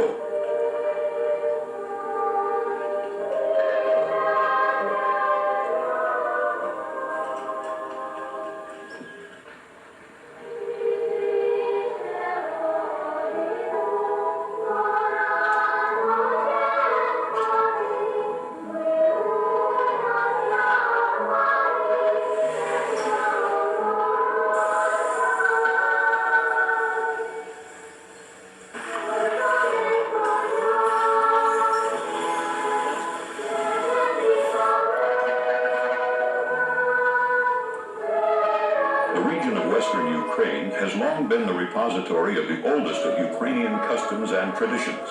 Perhaps the most famous of these is the tradition of painting the Easter eggs, or pisanki as they're called in Ukrainian. The word pisanki comes from the word to write. In fact, people in Ukraine say they write an Easter egg. Lesa Priveda is one of Ukraine's leading pisanki artists. Приблизно пишу в рік 500-600. I make about 500 to 600 eggs a year. I do pisanki because I am an artist and a painter, and I study folk art. Also, perhaps, because it's something that happened when I was very small. I don't remember how old, maybe 3, maybe 4. In our tradition, the priest blesses the pisanki at Easter time. Then we display them on a big plate. When I was small, I was fascinated by the plate of pisanki. I could not resist them.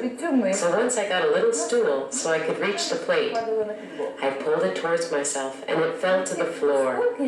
All the eggs were smashed. Then, when I was 5 or 6, I started trying to write the eggs myself.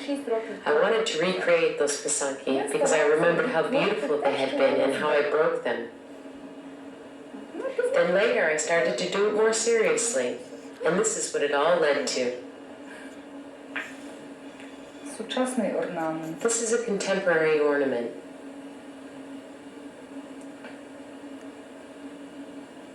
Here I use the elements of traditional ornament, but the divisions on the egg are unconventional. Traditional pisanki are not composed like this. And a bird of stone flew in. This design was inspired by the poetry of Stefan Popilak, a poet who was imprisoned at the age of 22.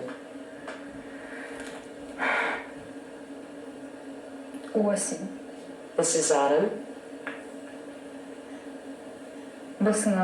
spring, summer,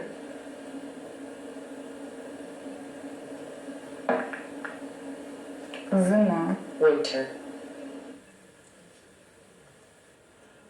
The cultural and political capital of Western Ukraine is Lviv.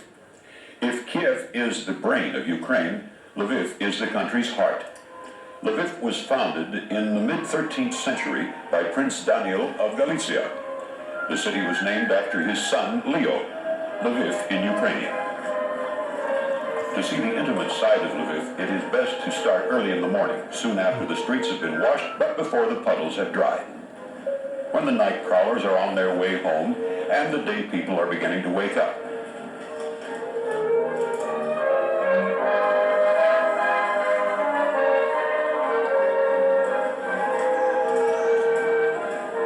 ancient houses of merchants in Market Square are at their best in the light of the early sun, low on the horizon.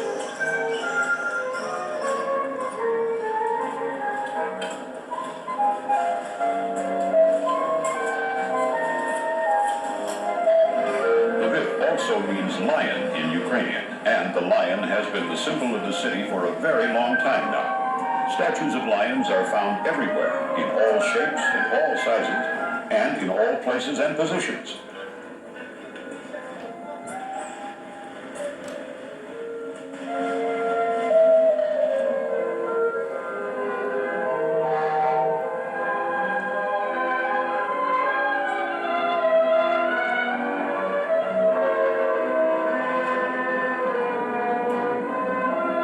Lviv is a city with a distinctly Western European flavor. Even the streetcar rails are the narrow Western European standard instead of the wide gauge of the rest of the former Soviet Union.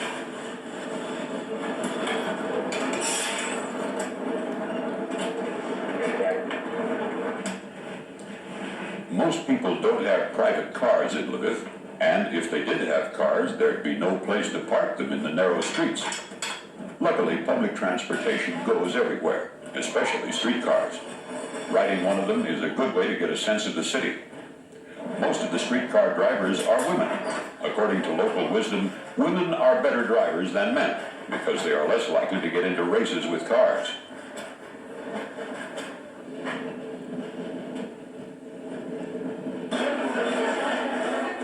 In spite of the isolation during the communist times, Lviv survives as a multilingual city. Most inhabitants of Lviv speak at least one or two languages on top of their native Ukrainian. Trade is beginning to pick up, and there is more produce from varied sources at the local produce market.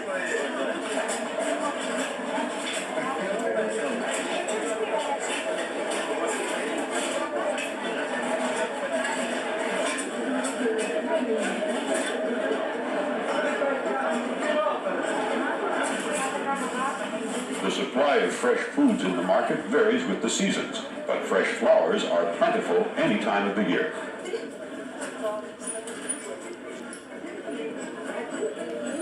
Near the original marketplace is a church devoted to the patron saint of trade, the Orthodox Christian Church of St. Paraskeva. The foundations of the church date back to the 13th century. Inside stands one of the most precious ikonostasis or altar walls in Ukraine. It is made up of 70 icons painted by the Lviv masters of the 16th and 17th centuries. Most of the icons are devoted to Jesus Christ and scenes from his life. A prominent place is also given to the icon of St. Paraskeva. A row of smaller icons shows her suffering before she was beheaded.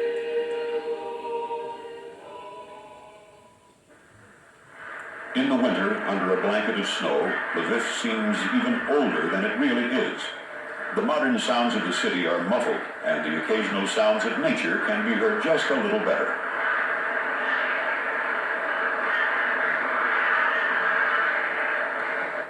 Here, as everywhere, children are delighted by the first snow. And while sleds might be in short supply, where there is a will, there is a way. Sledding on milk crates is better than not sledding at all.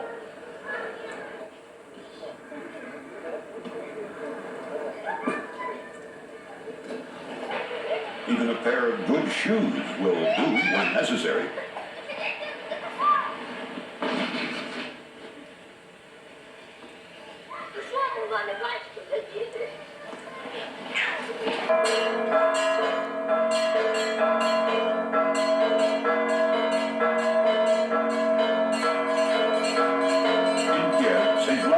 Cathedral is the central site of the Ukrainian Orthodox Church.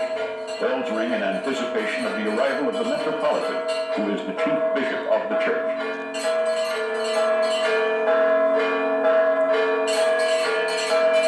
Vasily and his helper play a melody that has been the same since the bells were first hung in this tower.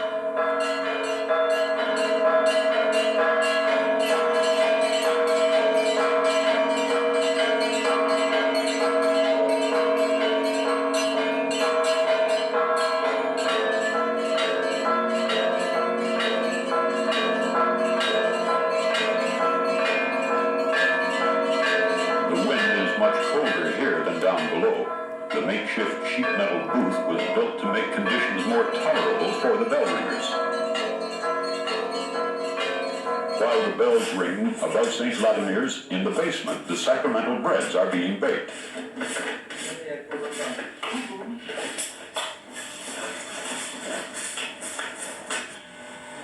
Several kinds of leavened breads and buns made here are used in many ceremonies in the church, including the bread that is mixed with red wine into a kind of paste and used as the host during communion. No sugar nor fat is used, and the dough is blessed at every step of the process to ensure a successful baking.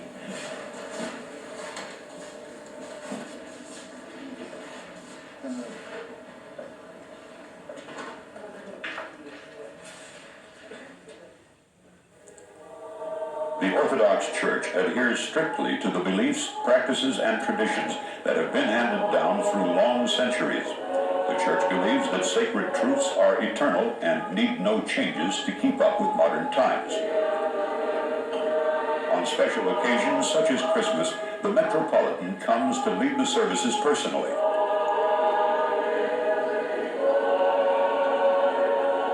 In the Orthodox Church, a Christmas vigil service is held early on Christmas Eve. It lasts until sundown. Then the Christmas service itself is held.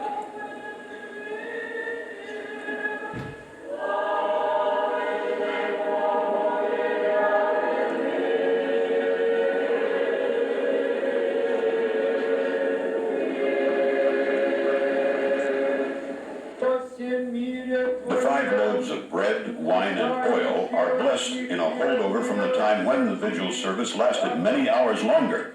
People stood on their feet the whole time, but to give them strength, they were given bits of the blessed bread, which had been soaked in wine.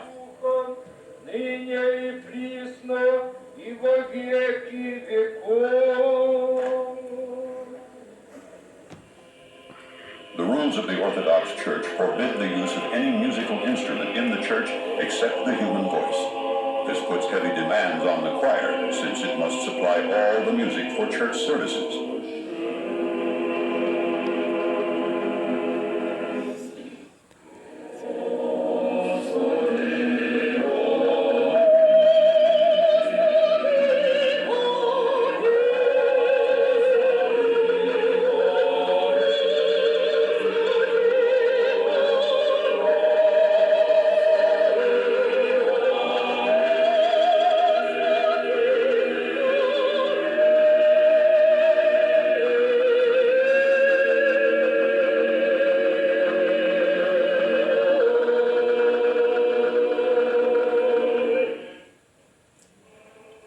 Christmas service, special attention is given to St. Vladimir, a 9th century prince who was elevated to sainthood and is still venerated as the man who brought Christianity to Ukraine.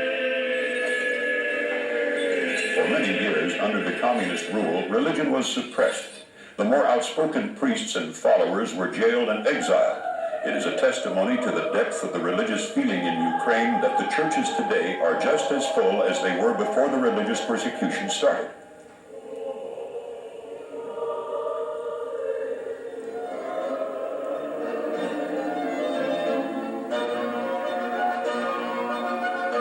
After centuries of occupation and domination by foreign powers, Ukraine is independent at last. 1,000 years after Prince Vladimir, 300 years after Bogdan Khmelnytsky, and after 7 decades of communist rule, the richness of Ukraine belongs at last to its own people.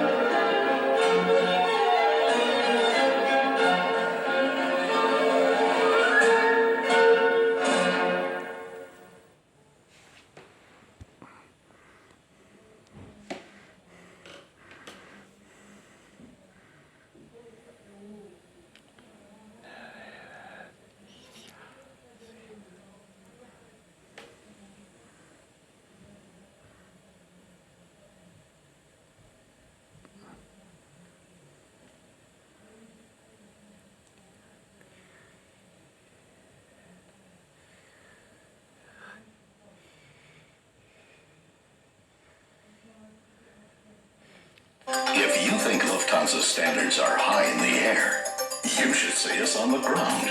It begins with one of the youngest fleets in the air, some of the most experienced ground crews on Earth, and a precise system of checks and double checks. At Lufthansa, even the shortest of journeys begins with these vital steps. Because if your flight isn't perfect, it never leaves the ground. Lufthansa, a passion for perfection.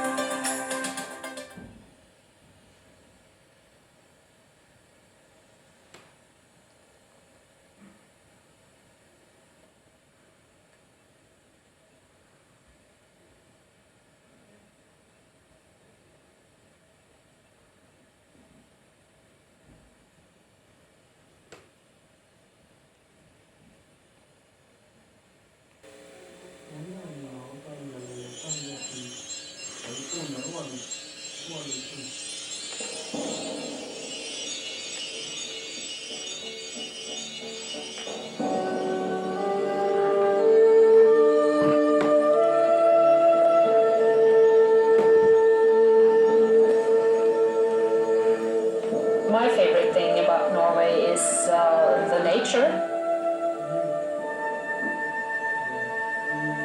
But of course the nature in Norway is fantastic.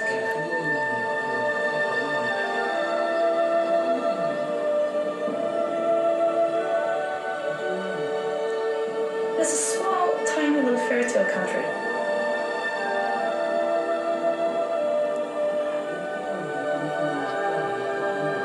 We got different things to do, mountains, sea life, everything. I think it's really okay.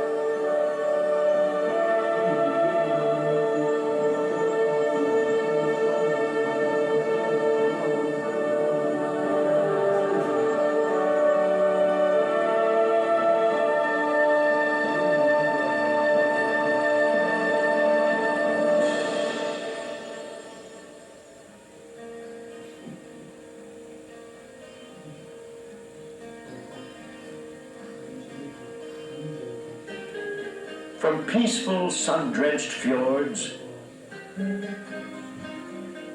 to wildly rugged peaks, from pastoral farmlands rich with life to the cool blue ice of Arctic winter, Norway truly is nature's triumph.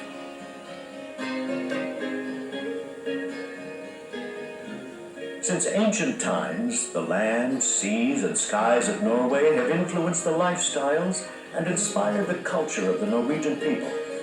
Cosmopolitan, yet fiercely patriotic, humble, yet steadfast, independent, yet outgoing, the people here are in communion with their surroundings. Though the scenery stirs the spirit to soar, the Norwegian people remain genuine and down to earth.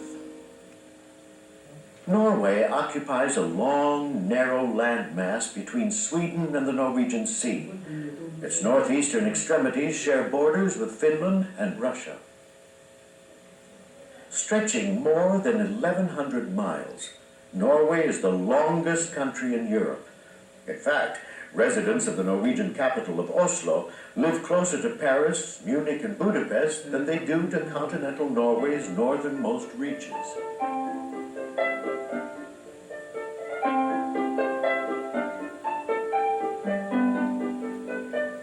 Norway boasts Europe's largest glacier, deepest lake, most expansive plateau, and some of the world's most beautiful waterfalls. Norway's most distinctive topographic features are its fjords, narrow, cavernous waterways burrowed out of bedrock through billions of years of shifts in the Earth's surface and millions of years of glaciation. Along the west coast, the land juts in and out like shark's teeth. The hills between the fjords rise as high above sea level as the fjords drop below. Stretched straight, the Norwegian coastline would extend 32,000 miles. Norway's proximity to the North Pole makes it home to enough glaciers to keep the country's countless fjords and 160,000 lakes filled with crisp, clear water.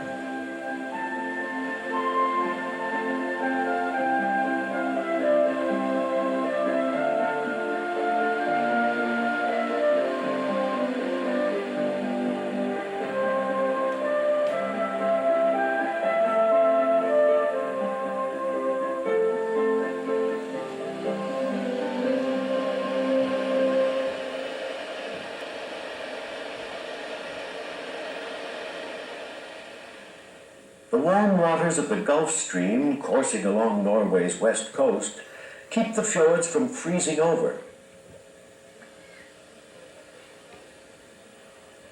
The Gulf also tempers the northern climate, providing warm, moist summers and mild, wet winters for the majority of Norway's population, most of whom live along the coast. Still, 2/3 of Norway is mountains, and inland areas, untouched by the Gulf's generosity, endure very cold, snowy winters and cool summers. Summer days are lengthy and the midnight sun therapeutic, but winter nights seem to last forever.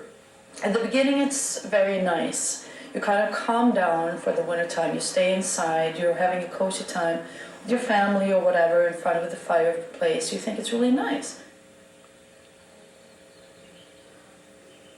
As it gets lighter again, you do appreciate that so much more. It's a great feeling when it starts getting light again. It's wonderful. The North Pole holds another advantage for Norway. It provides the magnetic attraction that gives Norwegians front row seats for the spectacular Aurora Borealis, the Northern Lights. Arcs of tinted light drop a veil before the stars and sway to a cosmic dance beat. The aurora is an electrical phenomenon that occurs at fairly high altitude over the Earth's surface, caused primarily by particles that come from the sun.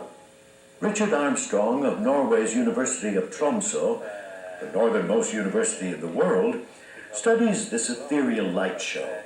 These particles from the sun ionize and excite the molecules and atoms in the Earth's atmosphere, and it's the light from this process that you see, which is the aurora. Though the aurora performs non-stop, it's best viewed on clear nights in northern areas from September through March. It is a very beautiful phenomenon. Its colors perhaps sometimes are rather, say, toned down, but there is always green and yellow and blue to some extent and quite a lot of red. The whole sky can nearly be covered by it, or it can be just a thin strip along one horizon. And then you look around and 2 minutes later it's all gone, or it's in another part of the sky behaving in a quite different fashion. It is a very beautiful phenomenon. One resource Norway has in abundance is space.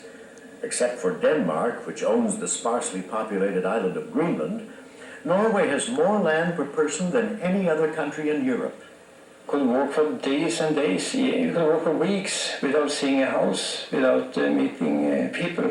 Well, if you choose the routes and try to avoid inhabited places, you could do so. Nearly half of Norway's population lives in the far south. Oslo, the capital, is the country's largest city. It's home to about 500,000 people.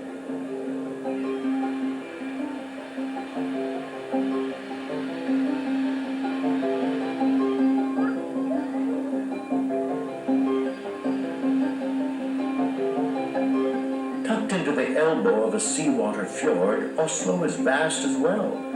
One of the 10 most spacious cities among the capitals of the world. Like many Norwegian cities, Oslo was little more than an isolated settlement thousands of years ago, inhabited by ancient hunters and gatherers who moved in after the glaciers retreated. Intimidating mountains and untamed waters separated people from their neighbors then, but beginning in the 9th century, the bold seamanship of the Vikings linked Norway's towns and villages. Around the year 1050, the Vikings established Oslo as a market center. The enterprising, daring-do spirit of the Vikings has endured in Norway, despite 4 centuries of control by Denmark and Sweden. The Vikings' fascination with other lands and their control of travel and trade live on in the Norwegian people.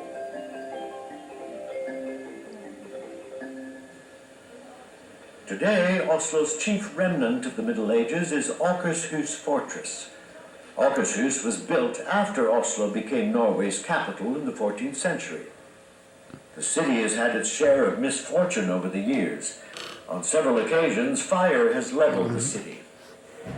After one such devastating blaze in 1624, King Christian IV, then the Danish king of Norway, ordered Oslo rebuilt near the ramparts of Akershus. Following Norway's union with Sweden on the 17th of May, 1814, Swedish King Karl Johan XIV erected the royal palace. It stands today at the west end of the street that bears his name. The palace became home to King Haakon VII when he was crowned king of an independent Norway in 1905. His son, King Olaf, inherited the throne in 1957, and Olaf's son, Harald, assumed the position upon the death of his father in 1991. Besides being home to the royal family, Oslo houses the country's parliament, the Storting. Hans Rossjorda is one of the Storting's 157 members. In Norway, the king is the front figure of the country. Of course, he will always attend to government meeting at the castle. That is habit. But the king's role in politics is not what it was in old time. But the king's sign and the king's will is, in a way, done through the government. Oslo is the political, commercial, and cultural center of Norway. And with its art and music festivals, all-night clubs, and cozy cafes, Oslo is fast gaining a reputation as Scandinavia's weekend getaway spot.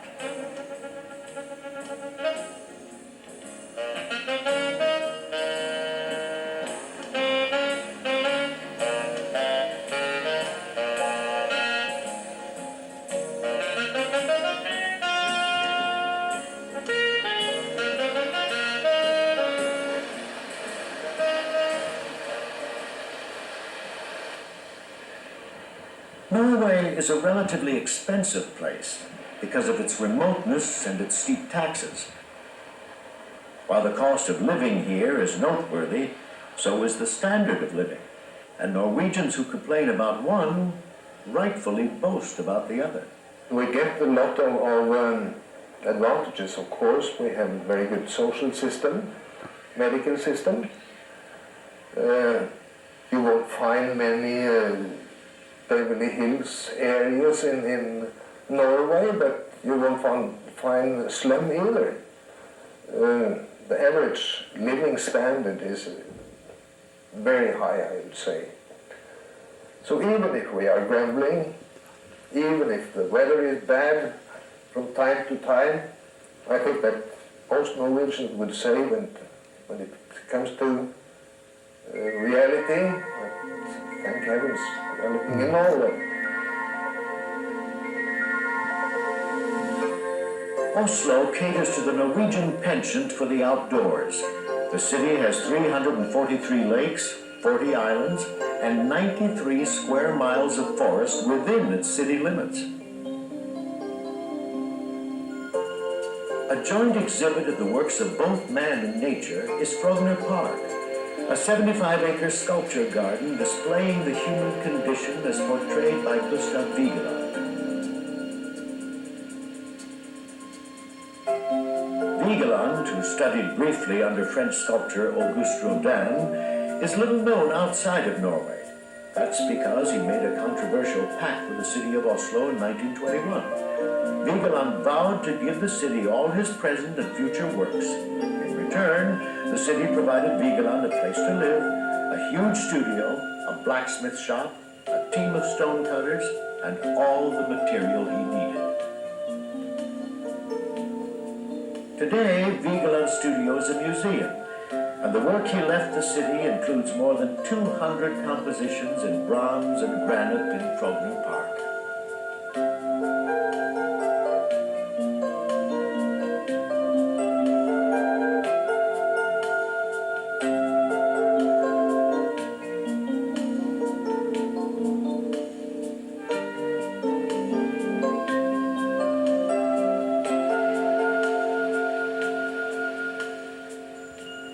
55-foot, 260-ton Tower of Humanity in the center of the park used a single piece of granite that took 6 months to lug up the hill from Oslo's waterfront. 3 stonecutters spent 13 years carving it.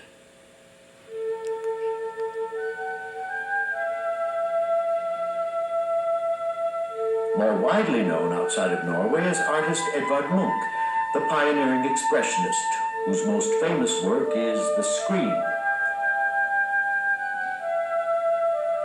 In an effort to outdo Vigeland, Munch donated to Oslo, with no obligation, more than 1,000 paintings, 18,000 prints, and 3,000 drawings, all now housed in the Munch Museum.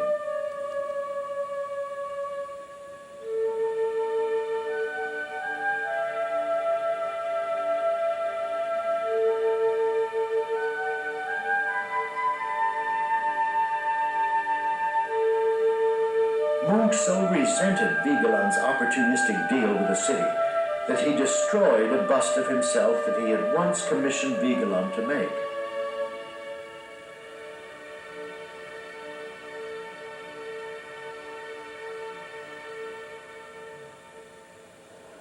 Norway's greatest gift to drama is the work of Henrik Ibsen, whose plays have been performed at Oslo's National Theatre since it opened in 1899.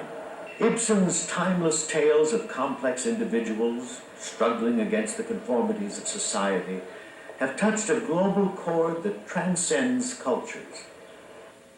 In this scene from Ibsen's classic, A Doll's House, the character of Nora Helmer hides a secret of her past from her patronizing husband, Torvald.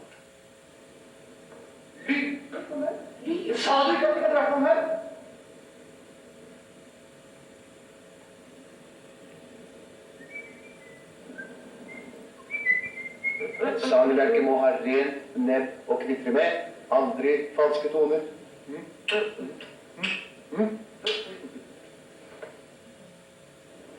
There's far more to this kingdom than the attractions of its capital. Ancient gathering places with Nordic names such as Bergen, Trondheim, Telemark, and Lillehammer remain vibrant pieces of the Norwegian landscape.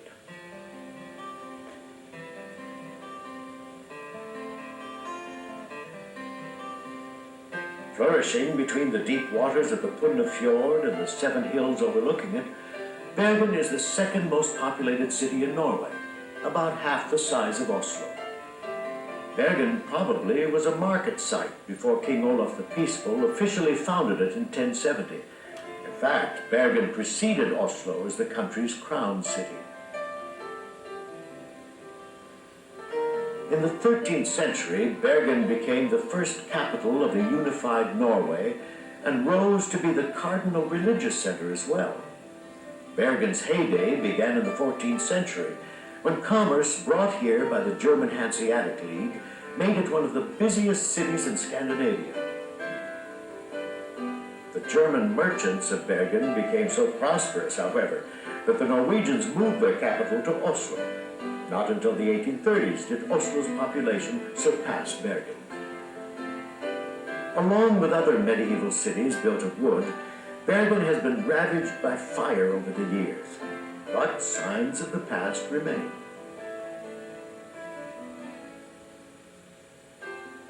The Bryggen district is a row of colorful houses and shops near the wharf. After a disastrous fire in 1702, the community rebuilt the buildings to resemble the Hansa structures of centuries earlier. Great care was taken to portray the living conditions of the medieval times. Nearby museums exhibit the old ways.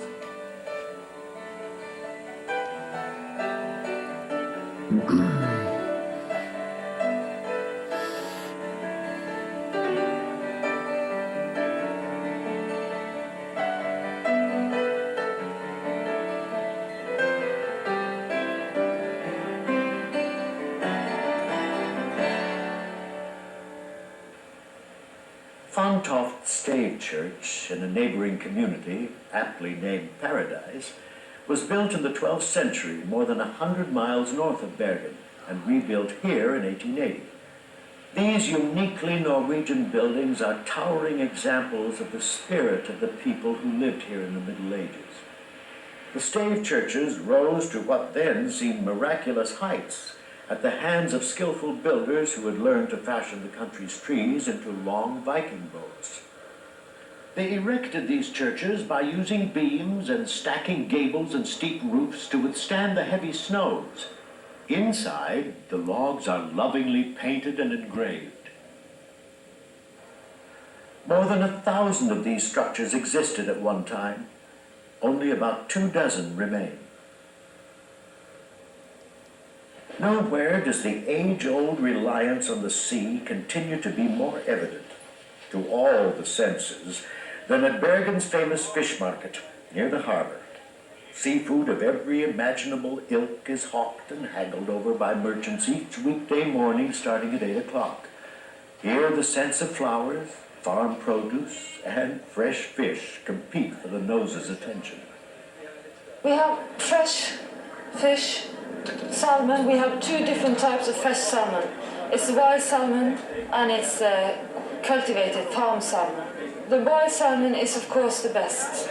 We have the other typical things like cod and we have crabs that has been cooked already, caviar.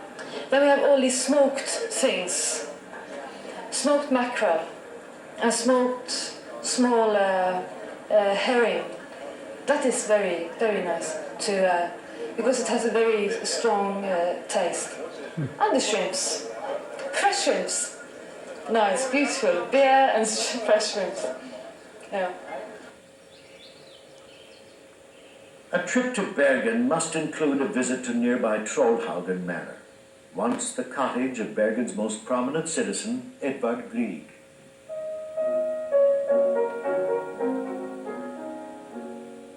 Composer of such classics as the Peer Gynt Suite, which he created for an Ibsen play, Grieg lived here from 1885 until his death in 1907 at age 64. He spent those years with a prime view of the countryside that so inspired him.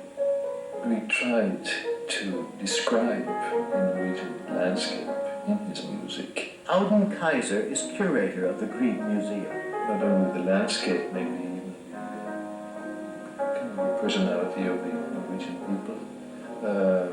We are rather simple-minded, I would say, in many ways. Grieg was a simple man. His tunes are important as they are. They are not huge, they are simple and easygoing and easy, how should I put it, they speak to ordinary people in a very fine way. Though Grieg and his wife Nina are laid to rest near the cottage, Trollhaugen appears as though Grieg had just stepped out for a moment to be with nature. And while awaiting his return, the walls, the mementos, the manuscripts resound with their master's strains.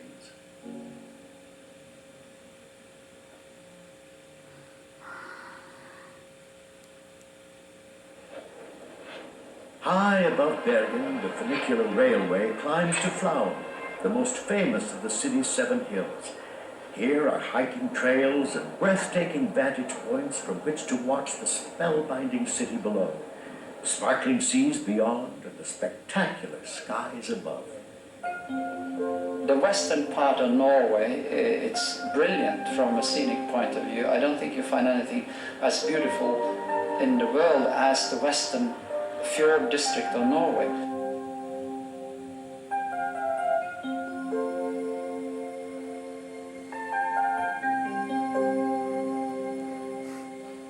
Bergen is the portal to Norway's sensational fjord district, where cliffs tower like sentinels guarding the deep blue waters below, where waterfalls waltz with rainbows.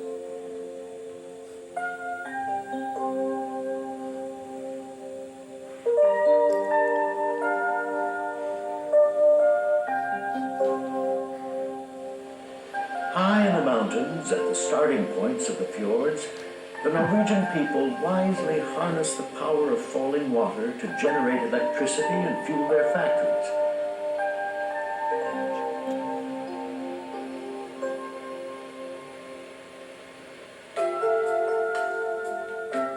North of Bergen is the Sognefjord. With a length of 120 miles and a depth of more than 3/4 of a mile, it's the longest and deepest fjord in the world. Quaint villages, each with its own distinct character, sprout from the hillsides along the fjords.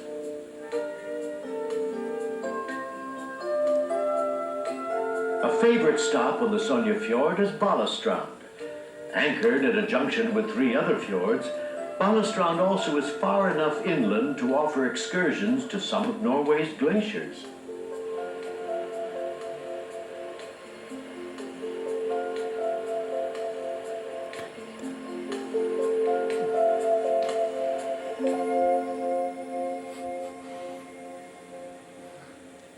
A century ago, the well-heeled of Europe vacationed here. Now, this scenic resort area caters more to Norwegian travelers. It was artists who really discovered these parts of the world first. Painters and writers, they came in here and they painted pictures of this country and they wrote about it. So then the first tourists started coming here, and then this place, which is very open, and the scenery is really spectacular with the mountains behind here.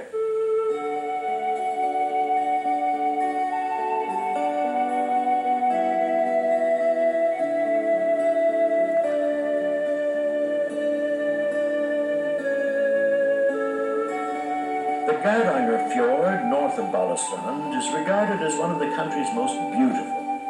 The sheer cliffs drop mountain meltwater into the calm, salty fjord below. At every turn, another waterfall teems from on high, each more captivating than the one before.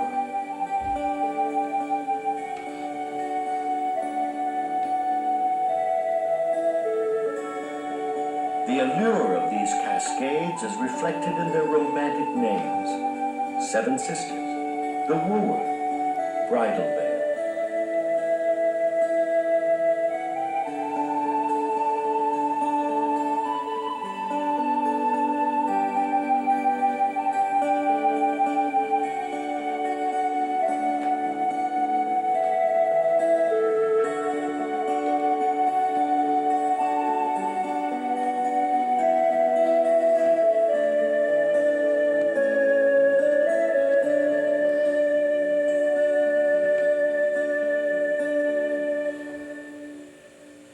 Farther north along Norway's zigzagging coast is Trondheim, Norway's 3rd largest city, the gateway to the Arctic.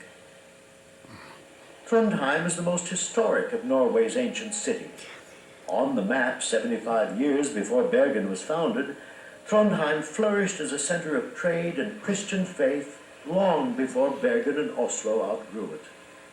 Olaf Tryggvason, a Viking warrior who helped convert Norway to Christianity, founded the city nearly 1,000 years ago. First known as Nidaros, the city later took the name of the nearby Trondheim Fjord. King Olaf I was followed by Olaf the Holy, Saint Olaf, under whose reign Trondheim truly blossomed in the 11th century. To this day, Christians make pilgrimages to the Nidaros Cathedral, which was built over St. Olaf's tomb. Fires caused a number of transformations in the cathedral over the years. It shows both Gothic and Romanesque influences. Even Gustav Vigeland had a hand in sculpting some of the gargoyles. More than any other structure in Norway, the Nidaros Cathedral draws together the country's history. Not only are past kings buried here, but each ruler since King Haakon VII has returned here for a consecration ceremony upon taking the throne. The royal family often summers in Trondheim, staying at the 200-year-old 100-room Stiftsgarden. This is believed to be the largest wooden building in northern Europe. Its furnishings are eclectic and relatively unpretentious, considering, of course, that household items at the Northern Royal Palace include thrones for chairs and crowns for headwear.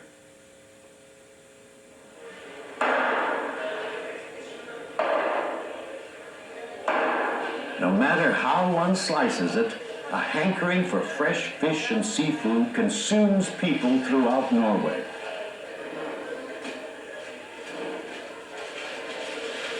Including those at the fish market in Trondheim.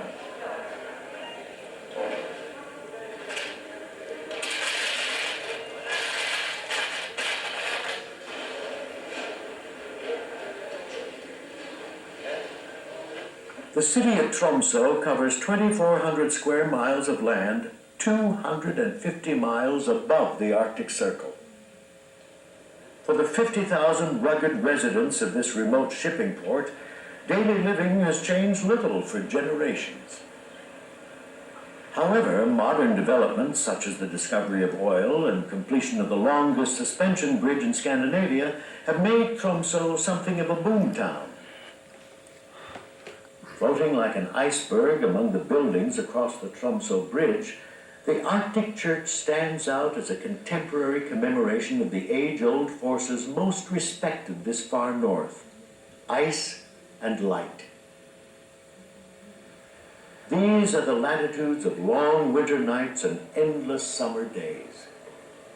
This far north, the light of day can be a blessing, the dark of night a test of faith.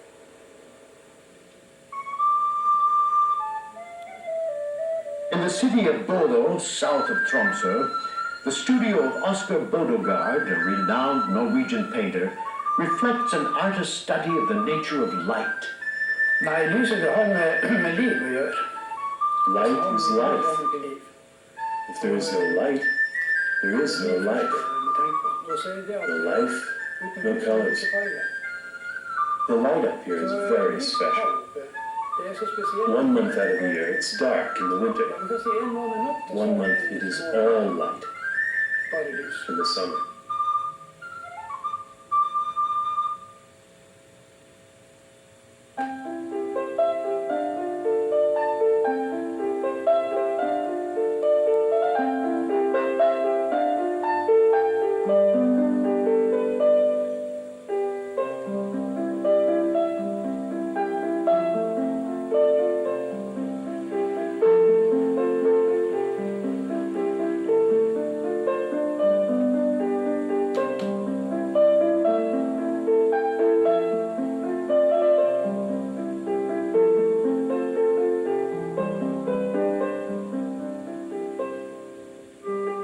No one appreciates the forces of nature more than those Norwegians who exact their living from the land and sea.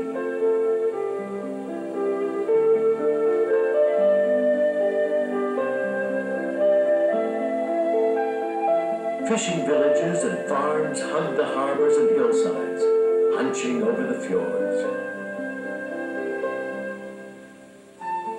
The singular splendor experienced here by travelers is just part of the daily landscape for the families who live here. The farms in Norway are, at least here in the west of Norway, are very small. We have cows, some sheep, and we grew some vegetables, kohlrabi, cabbages, and so on.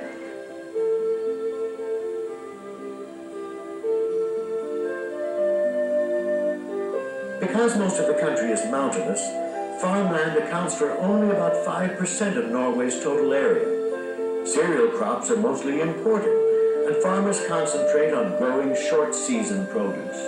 They also raise livestock.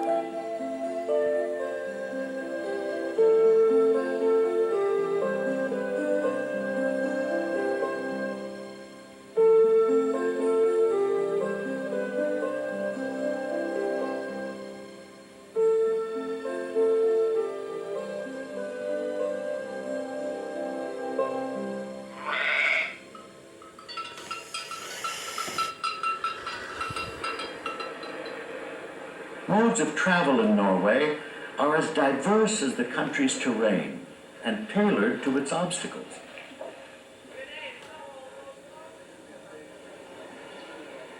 Trains chug along waterways, plow by pastures, and tunnel through mountains of rock. They serve as moving testimonies to engineering genius, a heritage in Norway, where nature is the mother of invention.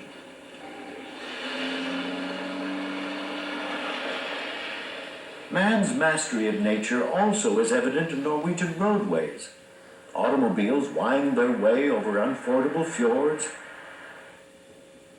and through impassable ice fields.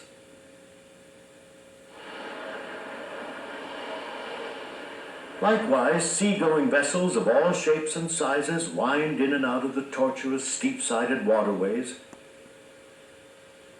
carrying people and their belongings.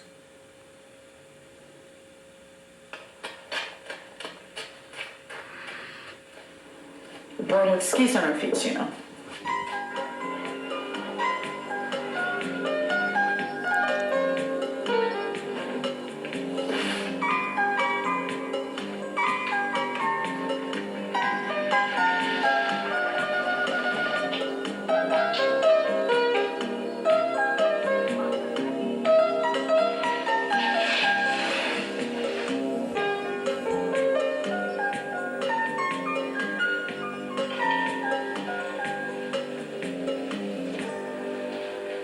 Norway is the cradle of skiing.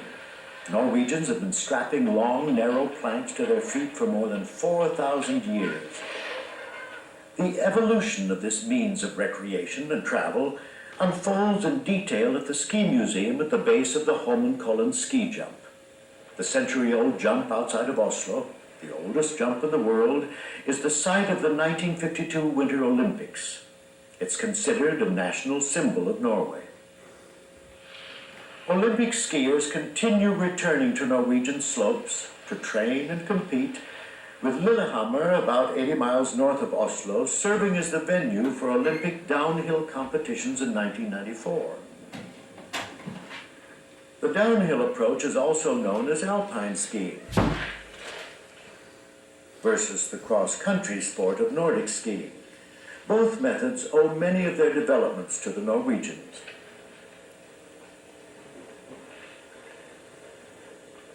The Telemark region southwest of Oslo is best known for its contributions to skiing.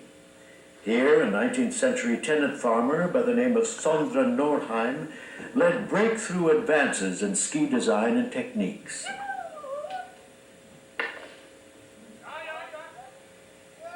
But regardless of design or technique, this bodily surrender to the gentle tug of gravity is more than a national pastime. It's a national passion.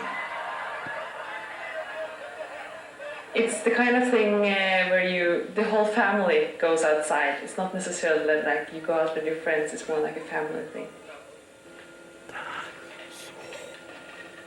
You feel like you are a part of the life in the yourself doesn't mean so much.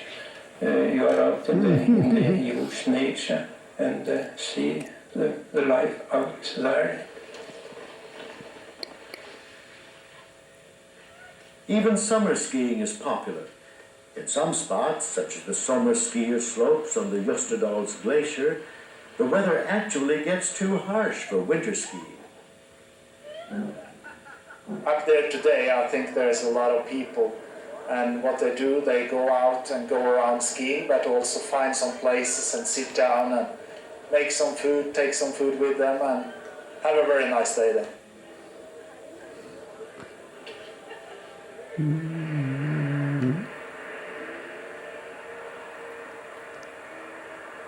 Whatever the mode of travel in Norway, people manage to tame the earth and elements in ways that let man and nature be companions, respecting each other, adjusting to each other's idiosyncrasies, and enjoying their ride together. Travel is the birthright in Norway that predates the Viking Leif Erikson, who is believed to have ventured to North America in the 11th century.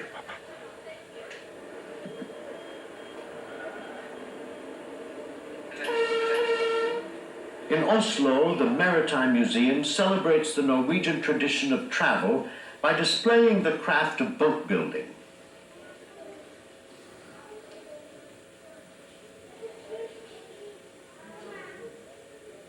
The Kon-Tiki Museum, also in Oslo, showcases the travels of another Norwegian adventurer, Thor Heyerdahl.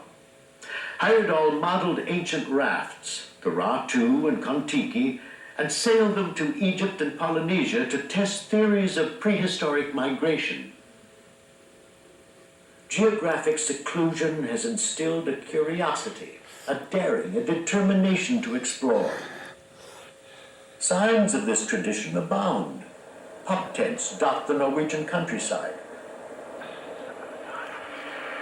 Camping trailers speed along the highways. In Norway, wanderlust is natural. But so is home life.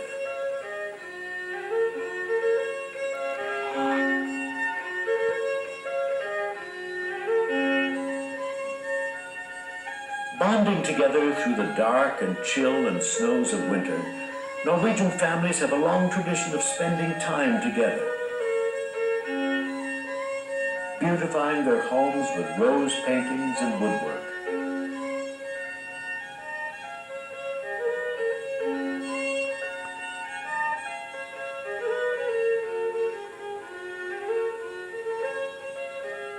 They'd rather be outside, but they make the best of their time indoors. To help the seasons pass, many stay in touch with the amusements of their ancestors.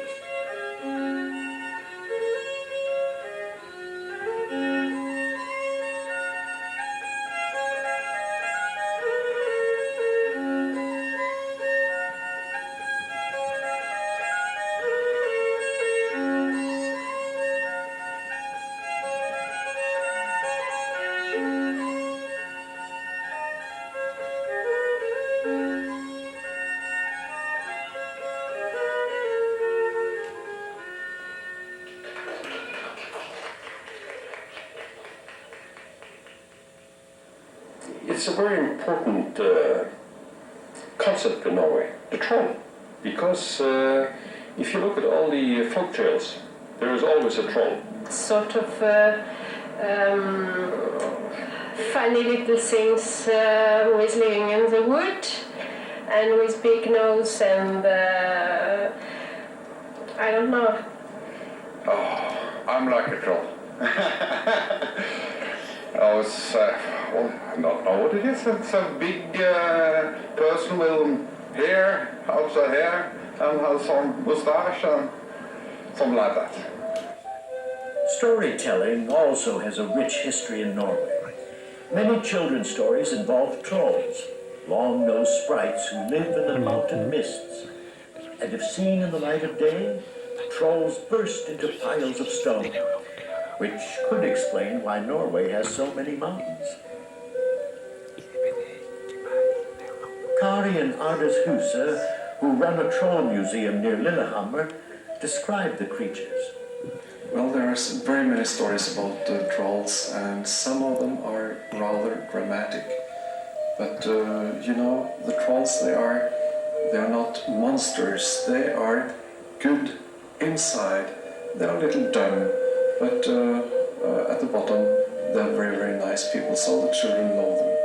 But some children are afraid of trolls, because they will say, if you're not good, the troll will come and get you. Whether life imitates art or art imitates life, the importance of family and relationships pervades Norway. It's the nature, the air, the light, the sea and the mountains, everything.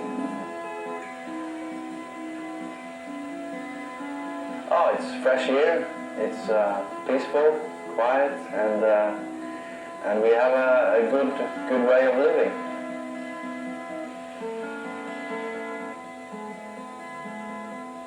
To the people of Norway, home extends far beyond the hearth. Ask anyone here what they like best about Norway, and everyone reveals a stirring love and respect for nature. My favorite thing about Norway is the big coast and the big mountains and the nature.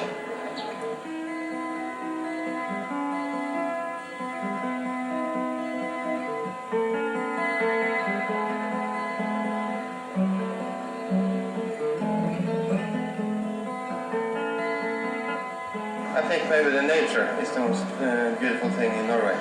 So you have a lot of mountains and beautiful trees and waters and seas, and all the fjords, of course.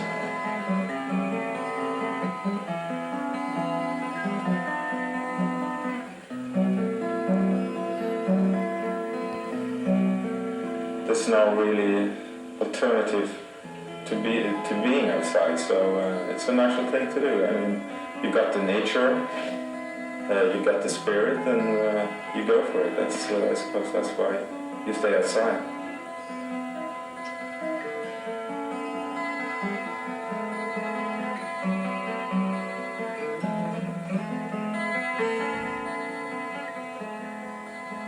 Well, you have to talk about the snow in the mountains, of course, because that's a big part of it.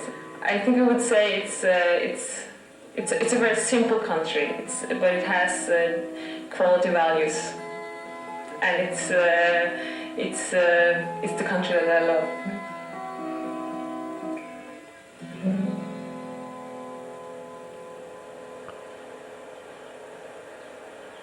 Because Norway has so much space for so few people, Norwegians have a strong sense of community that includes the nature around them.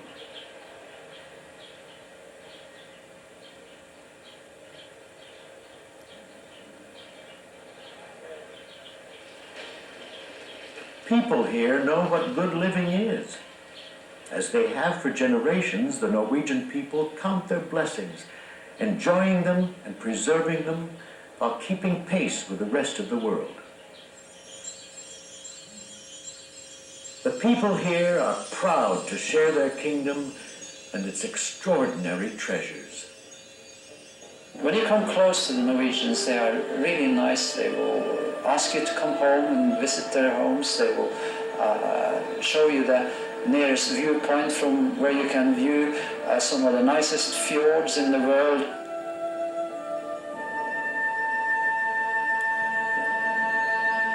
The country has something to offer for everyone, for the people living here and for the visitor.